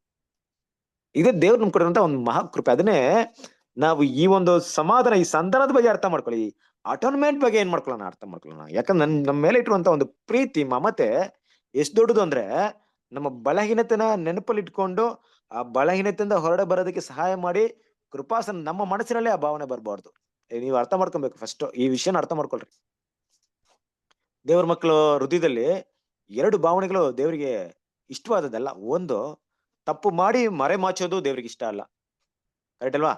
ತಪ್ಪು ಮಾಡಿ, ತಪ್ಪು ಮಾಡದೇ ಇರೋ ರೀತಿಯಲ್ಲಿ, ಏನು ಮಾಡಿಲ್ಲ ತಂದೆ, ನಾನೇನ್ ಮಿಸ್ಟೇಕ್ ಮಾಡಿಲ್ಲ, ದೇವ್ರಿಗೆ ಇಷ್ಟ ಆಗಲ್ಲ. ತಪ್ಪು ಮಾಡಿ, ಅಯ್ಯೋ ನಾನು ತಪ್ಪು ಮಾಡ್ಬಿಟ್ಟೆ ಅಂತ ಅದೇ ದುಃಖದಲ್ಲಿ ಕುತ್ಕೊಳ್ಳೋದು ದೇವ್ರಿಗೆ ಇಷ್ಟ ಆಗಲ್ಲ. 2 ಮಾಡ್ಬಾರ್ದು. ಈ ತಪ್ಪು ಮಾರೇ ಮಾಡ್ಬಾರ್ದು. ಕೆಲವ್ರು ಏನ್ ಮಾಡ್ತಾರೆ? ತಪ್ಪು ಮಾಡ್ಬಿಡೋದು. ಅದೇನ್ ಮಹಾ ತಪ್ಪು. ಏನು ದೇವ್ರ ಹತ್ರನ, ತಂದೆ ದೇವ್ರೆ ಹೇಗಿದ್ದೀರಾ, ಚೆನ್ನಾಗಿದ್ದೀರಾ, ಓಕೆ ಹಾಗೆ ಕೆಲವ್ರು ಮಾತಾಡ್ತಾರಲ್ವಾ, ಗಮನಿಸಿರ್ಬೋದು ನೀವು. ನಮ್ಮ ಮಕ್ಕಳೆಲ್ಲ ಏನ್ ಮಾಡ್ತಾರೆ? ಯಾವಾಗ್ಲೂ ಮಿಸ್ಟೇಕ್ ಮಾಡಿರ್ತಾರೆ. ನಮ್ಮ ಹತ್ರ ಬಂದಪ್ಪ ಹೇಗಿದ್ರಪ್ಪ, ಚೆನ್ನಾಗಿದ್ರಪ್ಪ ಅಂತಾರೆ. ನಾವು ನೋಡಿರ್ತೀವಿ ಅವ್ರ ಮಿಸ್ಟೇಕ್ ಎಲ್ಲ. ನಾವು ಅದ್ರ ಮೇಲೆ ಕೋಪವಾಗಿರ್ತೀವಿ ಅವ್ರು ಮಾಡಿದ್ದಕ್ಕೆ. ಅವ್ರು ನಮ್ಮ ಮೇಲೆ ಅವ್ರು ಮಾಡಿದ ತಪ್ಪು ನಮ್ ತಂದೆಗೆ ನೋಡೇ ಇಲ್ವಲ್ಲಪ್ಪ, ನಮ್ ತಂದೆ ಗಮನಿಸಿಲ್ಲ ಬಿಡು, ನಾವು ಜಾಲಿಯಾಗಿ ಮಾತಾಡೋಣ, ಪ್ರೀತಿಯಾಗಿ ಮಾತಾಡೋಣ ಅಂತ ತಿಳ್ಕೊಂಡ್ ಬಂದಿರ್ತಾರೆ. ನಾವು ಗುರ್ತಿರ್ತಿರ್ತೀವಿ ಅವ್ರ ಮಿಸ್ಟೇಕ್ನ, ನಾವು ಕೋಪದಿಂದ ನೋಡ್ತಾ ಇರ್ತೀವಿ. ಯೋಚನೆ ಮಾಡ್ರಿ, ಈ ರೀತಿ ಮರೆ ಮಾಚೋದು ದೇವ್ರಿಗೆ ಇಷ್ಟ ಅಲ್ಲ.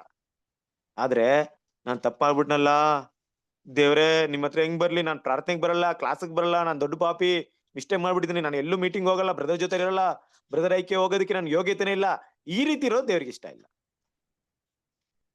ಇದು ಎರಡು ಮಾಡ್ಬಾರ್ದು ದೇವ್ರ ಮಕ್ಳು. ಯಾಕಂದ್ರೆ ದೇವ್ರು ಕೊಟ್ಟಿರುವಂತ ಸ್ಯಾಕ್ರಿಫೈಸ್ನ ಅರ್ಥ ಮಾಡ್ಕೊಳ್ರಿ ಕ್ರಿಸ್ತನ ಪ್ರೀತಿಯ ಸರ್. ಇಂತಹ ಭಾವನೆಗಳು ಅದು ದೇವರಿಂದ ಬರುವಂತದ್ದಲ್ಲ. ಅದು ನಮ್ಮನ್ನ ಏನ್ ಮಾಡುತ್ತೆ, ಕೆಲವೊಂದು ಸಮಯದಲ್ಲಿ ನಮ್ಮನ್ನ ದೇವರಿಂದ ದೂರ ತಗೊಂಡೋಗ್ಬಿಡುತ್ತೆ. ಯಾವತ್ತಾದ್ರೂ ಒಂದು ಸನ್ನಿವೇಶದಲ್ಲಿ ನಾವು ತಪ್ಪು ಮಾಡಿದೀವಿ ಅಂದ್ಬಿಟ್ಟು ದೇವರ ಕೃಪಾಸನದ ಹೋಗದೆ ನೀವು ಹೋದ್ರೆ ಏನಾಗುತ್ತೆ ಗೊತ್ತಾ ಕ್ರಿಸ್ತನ ಪ್ರೀತಿಯ ಸರಸರಿದೆ, ಮನೆಯಲ್ಲಿ ಕಸವನ್ನ ಇಟ್ಟಿರ್ತೀರಾ, ಕಸವನ್ನ ತಗೊಂಡೋಗಿ ಬುಟ್ಟಿಗೆ ಹಾಕ್ಲಿಲ್ಲ ಅವತ್ತು, ಮಾರನೇ ದಿವಸನೇ ಇಟ್ಟಿರ್ತೀರಾ, ಒಂದ್ ತಿಂಗಳು ಕಸವನ್ನ ಮನೇಲಿ ಇಟ್ಟರೆ ಮನೆ ಹೆಂಗಿರುತ್ತೆ? ಚೆನ್ನಾಗಿರುತ್ತಲ್ಲ? ಒಳ್ಳೆ ಸ್ಮೆಲ್ ಬರ್ತಾ ಇರುತ್ತೆ, ಕೆಟ್ಟ ಮನೆ ವಾಸನೆ ನೋಡಕ್ಕೆ ಬರುತ್ತೆ. ಒಳ್ಳೆ. ಯೋಚನೆ ಮಾಡ್ರಿ, ನಾವು ಕೂಡ ಹಂಗೆ ರೀಕನ್ಸಿಲ್ ದೇವ್ರ ಜೊತೆಗೆ ಸಂಧಾನವಾಗದೆ ಇದ್ರೆ, ಆತನ ಸಂಧಾನವಾಗೋದಕ್ಕೆ ಎರಡು ಕೈನ ಬೀಸಿ ಕರೀತಾ ಇದಾರೆ. ಆಲ್ವೇಸ್, ಯಾವಾಗ್ಲೂ ವೇಟಿಂಗ್ ಇರ್ತಾರೆ ದೇವ್ರು, ಬನ್ರಿ ಮಗನೇ ಮಗಳ ಅಂದ್ಬಿಟ್ಟು. ಆದ್ರೆ ನಾವು ಮಾತ್ರ ನೆಪ ಹೇಳ್ಕೊಂಡು ಕಾಣ ಹೇಳ್ಕೊಂಡು ನಮ್ಮನ್ನ ಅವಾಯ್ಡ್ ಮಾಡ್ಕೊಂಡು ಹೋದ್ರೆ ಅದೇನಾಗುತ್ತೆ, ದಿನ ದಿನ ದಿನ ದಿನ ಪಾಪ ಹೆಚ್ಚಾಗಿ ಕ್ರಿಸ್ತನ ಜೊತೆಗೆ ಸಂಧಾನ ಮಾಡುವಂತ ಒಂದು ಸನ್ನಿವೇಶ ಕೂಡ ಕಷ್ಟ ಆಗ್ಬಿಡುತ್ತೆ. ನಮ್ಮ ಮನಸ್ಸು ಆ ರೀತಿ ಮನಸ್ಸು ಭಾವನೆ ಬರ್ಬಾರ್ದು ಅಂದ್ಬಿಟ್ಟು ಪ್ರತಿದಿನ ಮಾಡ್ಕೊಳ್ರಿ ಅಂತ ಹೇಳ್ತಿರೋದು. ಹಾಗೆ ಬೆಳೆಸ್ಕೊಂಡು ಹೋಗ್ಬಿಟ್ರೆ ಏನಾಗುತ್ತೆ ನೋಡ್ರಿ, ಇವತ್ತು ನಾನು ಒಂದ್ ಮಿಸ್ಟೇಕ್ ಮಾಡಿದೆ, ನನ್ ಕ್ಲಾಸ್ ಬರಲ್ಲ ಅಂತ ತಿಳ್ಕೊಳ್ಳಿ, ಇದನ್ನ ನಡೀತಾರಂತ ವಿಷಯ ಹೇಳ್ತಾರದು. ಇದು ಸಹಜವ, ತುಂಬಾ ಜನರು ಈ ತರ ಮಾಡ್ಕೊಂಡ್ಬಿಟ್ಟವ್ರೆ. ಏನೋ ತಪ್ಪು ಮಾಡಿರ್ತೀನಿ, ಮನಸ್ಸು ಏನೋ ಚುಚ್ತಾ ಇರುತ್ತೆ, ಕ್ಲಾಸ್ಗೆ ಹೋಗಲ್ಲ, ಅಲ್ಲಿ ಪ್ರಾರ್ಥನೆ ಮಾಡ್ಬೇಕಂದ್ರೆ ಕಷ್ಟ, ನಾನು ತಪ್ಪು ಮಾಡಿದೀನಿ, ಅದರಿಂದ ಎಲ್ರ ಮುಂದೆ ಪ್ರಾರ್ಥನೆ ಮಾಡಕ್ಕಾಗಲ್ಲ, ನಾನು ತುಂಬಾ ಅಯೋಗ್ಯ ಪಾಪಿ ಅನ್ಕೊಂಡು ನನ್ನ ಮನಸ್ಸಲ್ಲೇ ತಿಳ್ಕೊಳ್ಳೋದು, ನನ್ನ ದೂರ ಮಾಡ್ಕೊಳ್ಳೋದು, ಮೀಟಿಂಗ್ ನನ್ನ ಬಗ್ಗೆ ನಾನೇ ತಿಳ್ಕೊಳ್ಳೋದು, ನಾನು ಪಾಪಿ ಆಗಿದ್ದೀನಿ, ಅದಕ್ಕೆ ಇಂಥ ದೇವರ ಪರಿಶುದ್ಧ ಸ್ಥಳದಲ್ಲಿ ನಾನು ಹೋಗ್ಬಾರ್ದು. ಪೇತ್ರ ಹೇಳ್ತಾರಲ್ಲ, ಏಸುಕ್ರಿಸ್ತನಿಗೆ ಮೀನ್ ಹಿಡಿಬೇಕಾದ್ರೆ, ಕರ್ತನ ದೇಶಕ್ತಾನೆ ಪಾಪಿಯಾದ ಮನುಷ್ಯನನ್ನ ಬಿಟ್ಟು ಹೋಗ್ಬಿಡ್ರಿ ಅಂತ. ಆ ರೀತಿ ಭಾವನೆಗಳನ್ನ ಬೆಳೆಸ್ಕೊಂಡ್ಬಿಟ್ಟು ನಮ್ಮನ್ನ ಏನ್ ಮಾಡೋದು, ದೇವರಿಂದ ದೂರ ಮಾಡ್ಕೊಳಕ್ಕೆ ಕ್ರಮೇಣ ಕ್ಲಾಸ್ ಹೋಯ್ತು, ಮೀಟಿಂಗ್ ಹೋಯ್ತು, ಮಾರನೇ ದಿವಸ ಎಲ್ಲ ಹೋಯ್ತು, ಹಾಗೆ ಕ್ರಮೇಣ ಹೋಗಿ ಹೋಗಿ ಹೋಗಿ ಕೊನೆವರೆಗೂ ಮಾತಾಡಲ್ಲ. ಗೊತ್ತಾ, ಕೆಲವೊಂದು ಸಹೋದರರು ನಾವೆಲ್ಲ ಕೆಲವೊಬ್ರು ಹೋಗಿ ಮೀಟ್ ಮಾಡಿದಾಗ ಆಮೇಲೆ ಹೇಳ್ತಾರೆ, ಬ್ರದರ್ ನಾನು ಮಿಸ್ಟೇಕ್ ಮಾಡಿದ್ದೆ, ಅದಕ್ಕೆ ದೇವ್ರ ಹತ್ರ ಬರಕ್ ಮನ್ಸಿಲ್ಲ ನನಗೆ. ಹೆಂಗೆ ಸಹೋದರ ಐಕ್ಯತೆಯಲ್ಲಿ ನಾನು ಇರೋದು, ನನ್ ತುಂಬಾ ಕಷ್ಟವಾಗ್ಬಿಡ್ತು, ಅದಕ್ಕೆ ನಾನು ಸಪರೇಟ್ ಮಾಡ್ಕೊಂಡ್ಬಿಟ್ಟೆ. ಅಯ್ಯೋ ಕ್ರಿಸ್ತನಲ್ಲಿ ಪ್ರೀತಿಯ ಸರಸರಿಯರೇ, ಸ್ವಲ್ಪ ಯೋಚನೆ ಮಾಡ್ರಿ ಕ್ರಿಸ್ತನ ಪ್ರೀತಿನ. ಎಂತ ಒಂದು ಸನ್ನಿವೇಶಗಳು ನಮ್ಮನ್ನ ದೇವರಿಂದ ದೂರ ಮಾಡಕ್ಕೆ ಸೈತಾನ ಕುಯುಕ್ತಿಗಳಾಗಿರುತ್ತೆ. ಅದನ್ನ ತೆಗೆದಾಕಿ ದೇವರ ಸನ್ನಿಧಿಗೆ ಬರ್ಬೇಕು, ಬಂದು ಸಮಾಧಾನ ಆಗ್ಬೇಕು, ಸಮಾಧಾನ ಆಗಿ ಪ್ರಾರ್ಥನೆ ಮಾಡಿ ನಮ್ಮ ಪಾಪಗಳನ್ನ ಅರಿಕೆ ಮಾಡಿದ್ರೆ ದೈವಿಕ ಸಂತೋಷ, ನಾವು ಹರ್ಷ ನಮ್ಮಲ್ಲಿ ಬರುತ್ತೆ, ನಮ್ ಸಂತೋಷ ನಮ್ಮ ಹೃದಯದಲ್ಲಿ ತುಂಬಿಕೊಳ್ಳುತ್ತೆ. ನಿನ್ನೆ ಇತ್ತಲ್ಲ ಸಂತೋಷ, ನನಗೂ ದೇವ್ರಿಗೂ ಮಧ್ಯೆ ಇರುತ್ತೆ ಸಂತೋಷ, ಇವತ್ತು ನಾನು ಯಾಕೆ ಕಳ್ಕೊಂಡೆ ಅದನ್ನ, ಮತ್ತೆ ನಾನು ಪಡೆಯೋರ್ಗು ಬಿಡ್ಬಾರ್ದು ಅದನ್ನ. ನಾನು ಇಲ್ದೇ ಇರಕ್ಕಾಗಲ್ಲ, ದೇವ್ರ ಮಕ್ಳಿಗೆ ಹೆಂಗೆ ಭಾವನೆ ಇರುತ್ತೆ, ನನ್ನ ತಂದೆ ಜೊತೆ ನಾನು ಸಮಾಧಾನವಾಗಿ ಇಲ್ದೆ ನಾನು ಬದುಕಕ್ಕಾಗಲ್ಲ ಅಂತ ಇರ್ಬೇಕು ಮೈಂಡ್. ದೇವ್ರೆ ನಿಮ್ ಜೊತೆ ನಾನು ಸಂತೋಷವಾಗಿಲ್ದೆ ಈ ಭೂಮಿಯಲ್ಲಿ ನಾನು ಬದುಕಕ್ಕಾಗಲ್ಲ ದೇವ್ರೆ, ಆ ಭಾವನೆ ಬೆಳೆಸ್ಕೊಬೇಕು ದೇವ್ರ ಮಕ್ಳು. ದೇವರಿಗೂ ನಮಗಿರುವಂತ ಸಮಾಧಾನವನ್ನ ಬೆಳೆಸ್ಕೊಳ್ಳೋ ಅಂತ ಒಂದ್ ವಿಷಯ ಎಲ್ಲಾದ್ರೂ ಸ್ವಲ್ಪ ಮಿಸ್ ಆದ್ರೂ ಗುರುತಿಡ್ಬೇಕು ಕ್ರಿಸ್ತನ ವಿದ್ಯಾಸರ ಸರ್. ತುಂಬಾ ಗಂಟೆಗಳವರೆಗೂ ಗೊತ್ತಿಲ್ಲದೆ ಇರೋದು, ತುಂಬಾ ದಿನಗಳವರೆಗೆ ತಿಳಿದೇ ಇರೋದು, ತುಂಬಾ ತಿಂಗಳವರೆಗೂ ಮಿಸ್ಟೇಕೇ ಗೊತ್ತಿಲ್ಲದೆ ಇರುವಂತ ಭಾವನೆಗಳು ಬೆಳೆಸ್ಕೊಂಬಾರ್ದು. ಈ ವಿಷಯ ನನ್ನನ್ನು ದೇವ್ರನ್ನ ಸಪ್ರೇಟ್ ಮಾಡ್ತಿದೆ ಅಂತ ಗೊತ್ತಿರೋದು ಕಂಡಿಡಿದು ದೇವ್ರ ಸನ್ನಿಧಿಗೆ ಬರ್ಬೇಕು ದೇವ್ರ ಮಕ್ಳು ಅಲ್ವಾ. ಇಲ್ದಿದ್ರೆ ಖಂಡಿತವಾಗ್ಲೂ ನಾವು ಸಮಾಧಾನ ಮಾಡಕ್ಕಾಗಲ್ಲ, ಸಂಧಾನ ಮಾಡಕ್ಕಾಗಲ್ಲ. ಇದು ನಮ್ಗಿರುವಂತ ವಿಷಯವನ್ನ ಅರ್ಥ ಮಾಡ್ಕೊಳ್ರಿ. ಇಲ್ಲಿ ದೇವ್ರು ನಮ್ಮನ್ನ ಇಟ್ಟಿದ್ದಾರೆ, ಈ ರೀತಿ ಇಟ್ಟಿದ್ದಾರೆ ನಮ್ಮನ್ನ. ದೇವ್ರಿಗೆ ಯಾವಾಗ್ಲೂ ಕರಿತಾ ಇದಾರೆ, ಆದ್ರೆ ಅನ್ಲೆಸ್ ಆ ಗಿಲ್ಟಿ ಕಾನ್ಶಿಯಸ್ ತಪ್ಪಿಸಸ್ತ ಭಾವನೆ ನನ್ನ ಹೃದಯದಲ್ಲಿ ಬಂದು ನನ್ನ ಕಾಡ್ತಾ ಮಿಸ್ಟೇಕ್ ನನ್ನ ದೂರ ತಳ್ಳುವಂತ ಒಂದು ಪರಿಸ್ಥಿತಿಗೆ ನನ್ನನ್ನ ಯಾವಾಗ್ಲೂ ಅವಕಾಶ ಕೊಡಬಾರ್ದು. ಎರಡನೇದಾಗಿ ನಾನು ತಪ್ಪೇ ಮಾಡಿಲ್ಲ, ಮಿಸ್ಟೇಕೇ ಮಾಡಿಲ್ಲ ಅಂತ ಮಿಸ್ಟೇಕ್ನೆಲ್ಲ ಹಾಕಿ ಮುಚ್ಚಿ ಸುಣ್ಣ ಬಳಿಯಲ್ವಂತ ಸಮಾಧಿಗಳಿರುವ ತರ ಮೇಲೆ ಮಾತ್ರ ಕ್ಲೀನ್ ಆಗಿ ದೇವರಿಗೆ ತುಂಬಾ ಆರಾಧನೆ ಮಾಡೋದು, ಕ್ಲಾಸ್ ಕೇಳೋದು, ಮೀಟಿಂಗ್ ಕೇಳೋದು, ಪ್ರೇಯರ್ ಮಾಡೋದು ಎಲ್ಲ ಮಾಡ್ಕೊಂಡು ಹೋಗ್ತಾ ಇರೋದು. ಆದ್ರೆ ಮಿಸ್ಟೇಕ್ ನ ರಿಯಲೈಸೇ ಮಾಡಲ್ಲ, ತಪ್ಪನ್ನ ತಿದ್ಕೊಳ್ಳೋದೇ ಇಲ್ಲ. ಎಲ್ಲಾ ಕೂಟದಲ್ಲೂ ಪಾರ್ಟಿಸಿಪೇಟ್ ಮಾಡೋದು, ಚೆನ್ನಾಗಿ ಮಾತಾಡೋದು, ಸಬ್ಜೆಕ್ಟ್ ಮಾತಾಡೋದು, ಪ್ರೇಯರ್ ಮಾಡೋದು ಎಲ್ಲ ಮಾಡ್ತಾ ಇರೋದು, ಮಿಸ್ಟೇಕ್ ನ ರಿಯಲೈಸ್ ಮಾಡಲ್ಲ. ಇಷ್ಟ ಆಗಲ್ಲ ದೇವರಿಗೆ, ನಮ್ ಸ್ಯಾಕ್ರಿಫೈಸ್ ಇಷ್ಟ ಆಗಲ್ಲ, ನಿಜವಾದ ಸಂತೋಷವಾಗಿ ದೇವ್ರ ಜೊತೆ ಇರಕ್ಕಾಗಲ್ಲ. ಈ ಎರಡು ಸನ್ನಿವೇಶಗಳಲ್ಲಿ ನಾವು ದೇವರ ಜೊತೆಗೆ ಐಕ್ಯವಾಗಿ ಸಂತೋಷವಾಗಿ ಇರಕ್ಕಾಗಲ್ಲ. ಚೆಕ್ ಮಾಡ್ರಿ ಬೇಕಾದ್ರೆ, ಟೆಸ್ಟ್ ಮಾಡ್ರಿ ಬೇಕಾದ್ರೆ. ದೈವಿಕ ಸಂತೋಷ ನಮ್ಮ ಹೃದಯದಲ್ಲಿ ಇರಲ್ಲ. ಹೊರನೋಟಕ್ಕೆ ನಗ್ತಾ ಇರ್ಬೋದು, ಎಲ್ಲರ ಹತ್ರ ಚೆನ್ನಾಗಿ ಮಾತಾಡ್ತಾ ಇರ್ಬೋದು, ನನ್ನ ಹೃದಯ ದೇವ್ರ ಜೊತೆಗೆ ಸಂತೋಷವಾಗಿರಲ್ಲ. ಇಷ್ಟೆಲ್ಲ ಬಿದ್ದೆ ಸರಸರಿರೆ. ಅದರಿಂದ ನಾವೆಲ್ಲರೂ ಈ ವಿಷಯಗಳನ್ನ ಅರ್ಥ ಮಾಡ್ಕೊಬೇಕು. ಯಾವಾಗ ದೇವ್ರು ಕೊಟ್ಟಂತ ಆ ಬಲಿ ಸ್ಯಾಕ್ರಿಫೈಸ್ ನನ್ಗೆ ಅರ್ಥವಾಗಲ್ವೋ ಅಲ್ವಾ, ಅಲ್ಲಿಯವರೆಗೂ ನನಗೆ ಈ ಸಂತೋಷ ಅಲ್ವಾ, ಈ ಸಂತೋಷದ ಬೆಲೆ ಏನಂತ ಗೊತ್ತಾಗಲ್ಲ.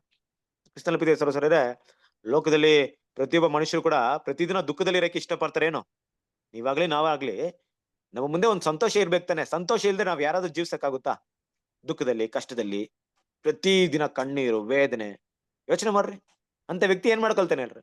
ಯಾವಾಗ್ಲೂ ದುಃಖದಲ್ಲಿ ಇರುವಂತ ವ್ಯಕ್ತಿ ಏನ್ ಮಾಡ್ಕೊಳ್ತಾನೆ? ಅವನ ಡಿಸಿಷನ್ಸ್ ಏನಿರುತ್ತೆ? ಒಮ್ಮೊಮ್ಮೆ ಆತ್ಮಹತ್ಯೆಗೂ ಹೋಗೋ ತರ ಬಂದ್ರೆ ವ್ಯಾಲಿಡ್ ಪಾಯಿಂಟ್. ಏನಕ್ಕೋಸ್ಕರ ಬದುಕ್ಬೇಕು ಕ್ರಿಸ್ತನ ಪ್ರೀತಿಯ ಸರಸರಿರೆ? ಮನುಷ್ಯರು ಏನಕ್ಕೋಸ್ಕರ ಬದುಕ್ತಾರೆ ಹೇಳ್ರಿ? ಯಾವುದೋ ಸಂತೋಷ ಇರುತ್ತೆ ಅವ್ರಿಗೆ ಅಷ್ಟೇ ಅಲ್ವಾ. ಒಂದ್ ಗುರಿ, ಒಂದ್ ಉದ್ದೇಶ, ಇದ್ ಮಾಡ್ಬಿಟ್ರೆ ಸಾಕಪ್ಪ. ಈ ಒಂದ್ ಕೆಲ್ಸದಲ್ಲಿ ಹೋಗ್ಬಿಟ್ರೆ ಸಾಕು, ಇದನ್ನ ಗಳಿಸ್ಬಿಟ್ರೆ ಸಾಕು, ನನ್ ಮಕ್ಕಳನ್ನ ಈ ರೀತಿ ಬೆಳೆಸ್ಬಿಟ್ರೆ ಸಾಕು, ಒಂದಲ್ಲ ಒಂದಿನ ನಾನು ಬೆಳೆಸ್ಬಿಡ್ತೀನಿ, ಒಂದಲ್ಲ ಒಂದಿನ ಮಾಡ್ಬಿಡ್ತೀನಿ.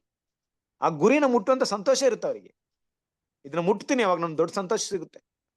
ಪ್ರತಿಯೊಬ್ಬರ ಹಾಗೆ ಜೀವನದಲ್ಲಿ ಯೋಚನೆ ಮಾಡ್ರಿ. ಆಗಿರ್ಬೇಕಾದ್ರೆ ಇವತ್ತು ದೇವ್ರು ನಮ್ಗೆ ಸತ್ಯವನ್ನ ತಿಳ್ಕೊಟ್ಟು ದೈವಿಕವಾದಂತ ಒಂದು ಸಂತೋಷವನ್ನು ನಮ್ಮಲ್ಲಿ ಇಟ್ಟಿದ್ದಾರೆ. ಏನಪ್ಪಾ ಅಂದ್ರೆ, ನನ್ನ ಮಕ್ಕಳೇ, ನನ್ನ ಮಗನನ್ನ ಕೊಟ್ಟು ನಿಮ್ಮನ್ನ ನನ್ನ ಜೊತೆಗೆ ಕರ್ಕೊಂಡಿದೀನಿ, ದಯವಿಟ್ಟು ದಯವಿಟ್ಟು ದಯವಿಟ್ಟು ನನ್ನ ಬಿಟ್ಟು ದೂರ ಹೋಗ್ಬೇಡ್ರಿ. ನನ್ನ ಹತ್ರ ಬಂದ್ಬಿಟ್ಟಿದೀರಾ, ನನ್ನ ಹತ್ರ ಇದೀರಾ, ನನ್ನ ಹತ್ರ ಇರುವವರೆಗೂ ಆ ಸಂತೋಷ ನಿಮ್ಗೆ ಸಿಗುತ್ತೆ, ಆ ಸಮಾಧಾನ ಇರುತ್ತೆ. ದಯವಿಟ್ಟು ನನ್ನನ್ನು ಬಿಟ್ಟು ಅಗಲುವಂತ ಕೆಲಸವನ್ನ ಮಾಡ್ಬೇಡ್ರಿ. ಅದು ನನಗೆ ಯಾವಾಗ್ಲೂ ಇಷ್ಟ ಇಲ್ಲ.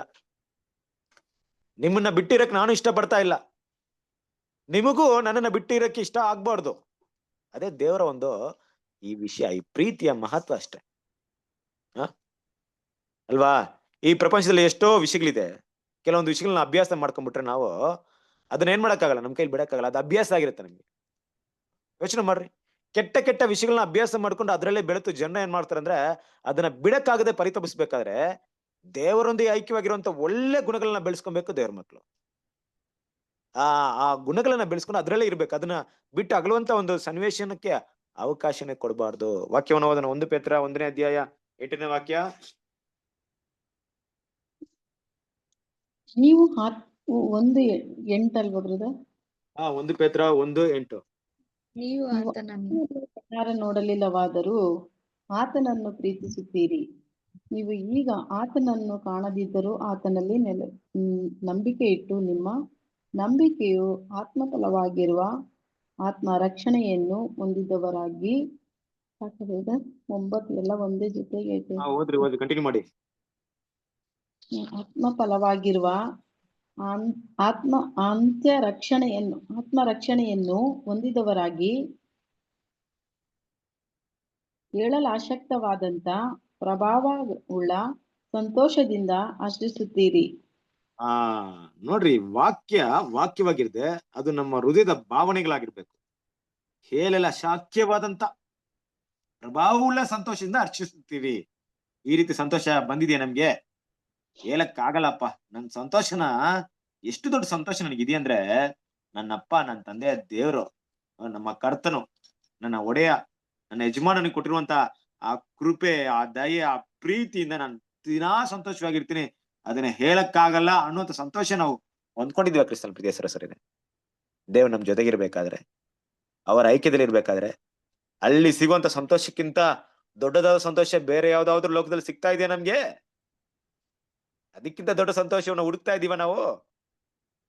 ಈ ಸಂತೋಷ ಹೊರಟೋಗುತ್ತೆ. ಯೋಚನೆ ಮಾಡ್ರಿ.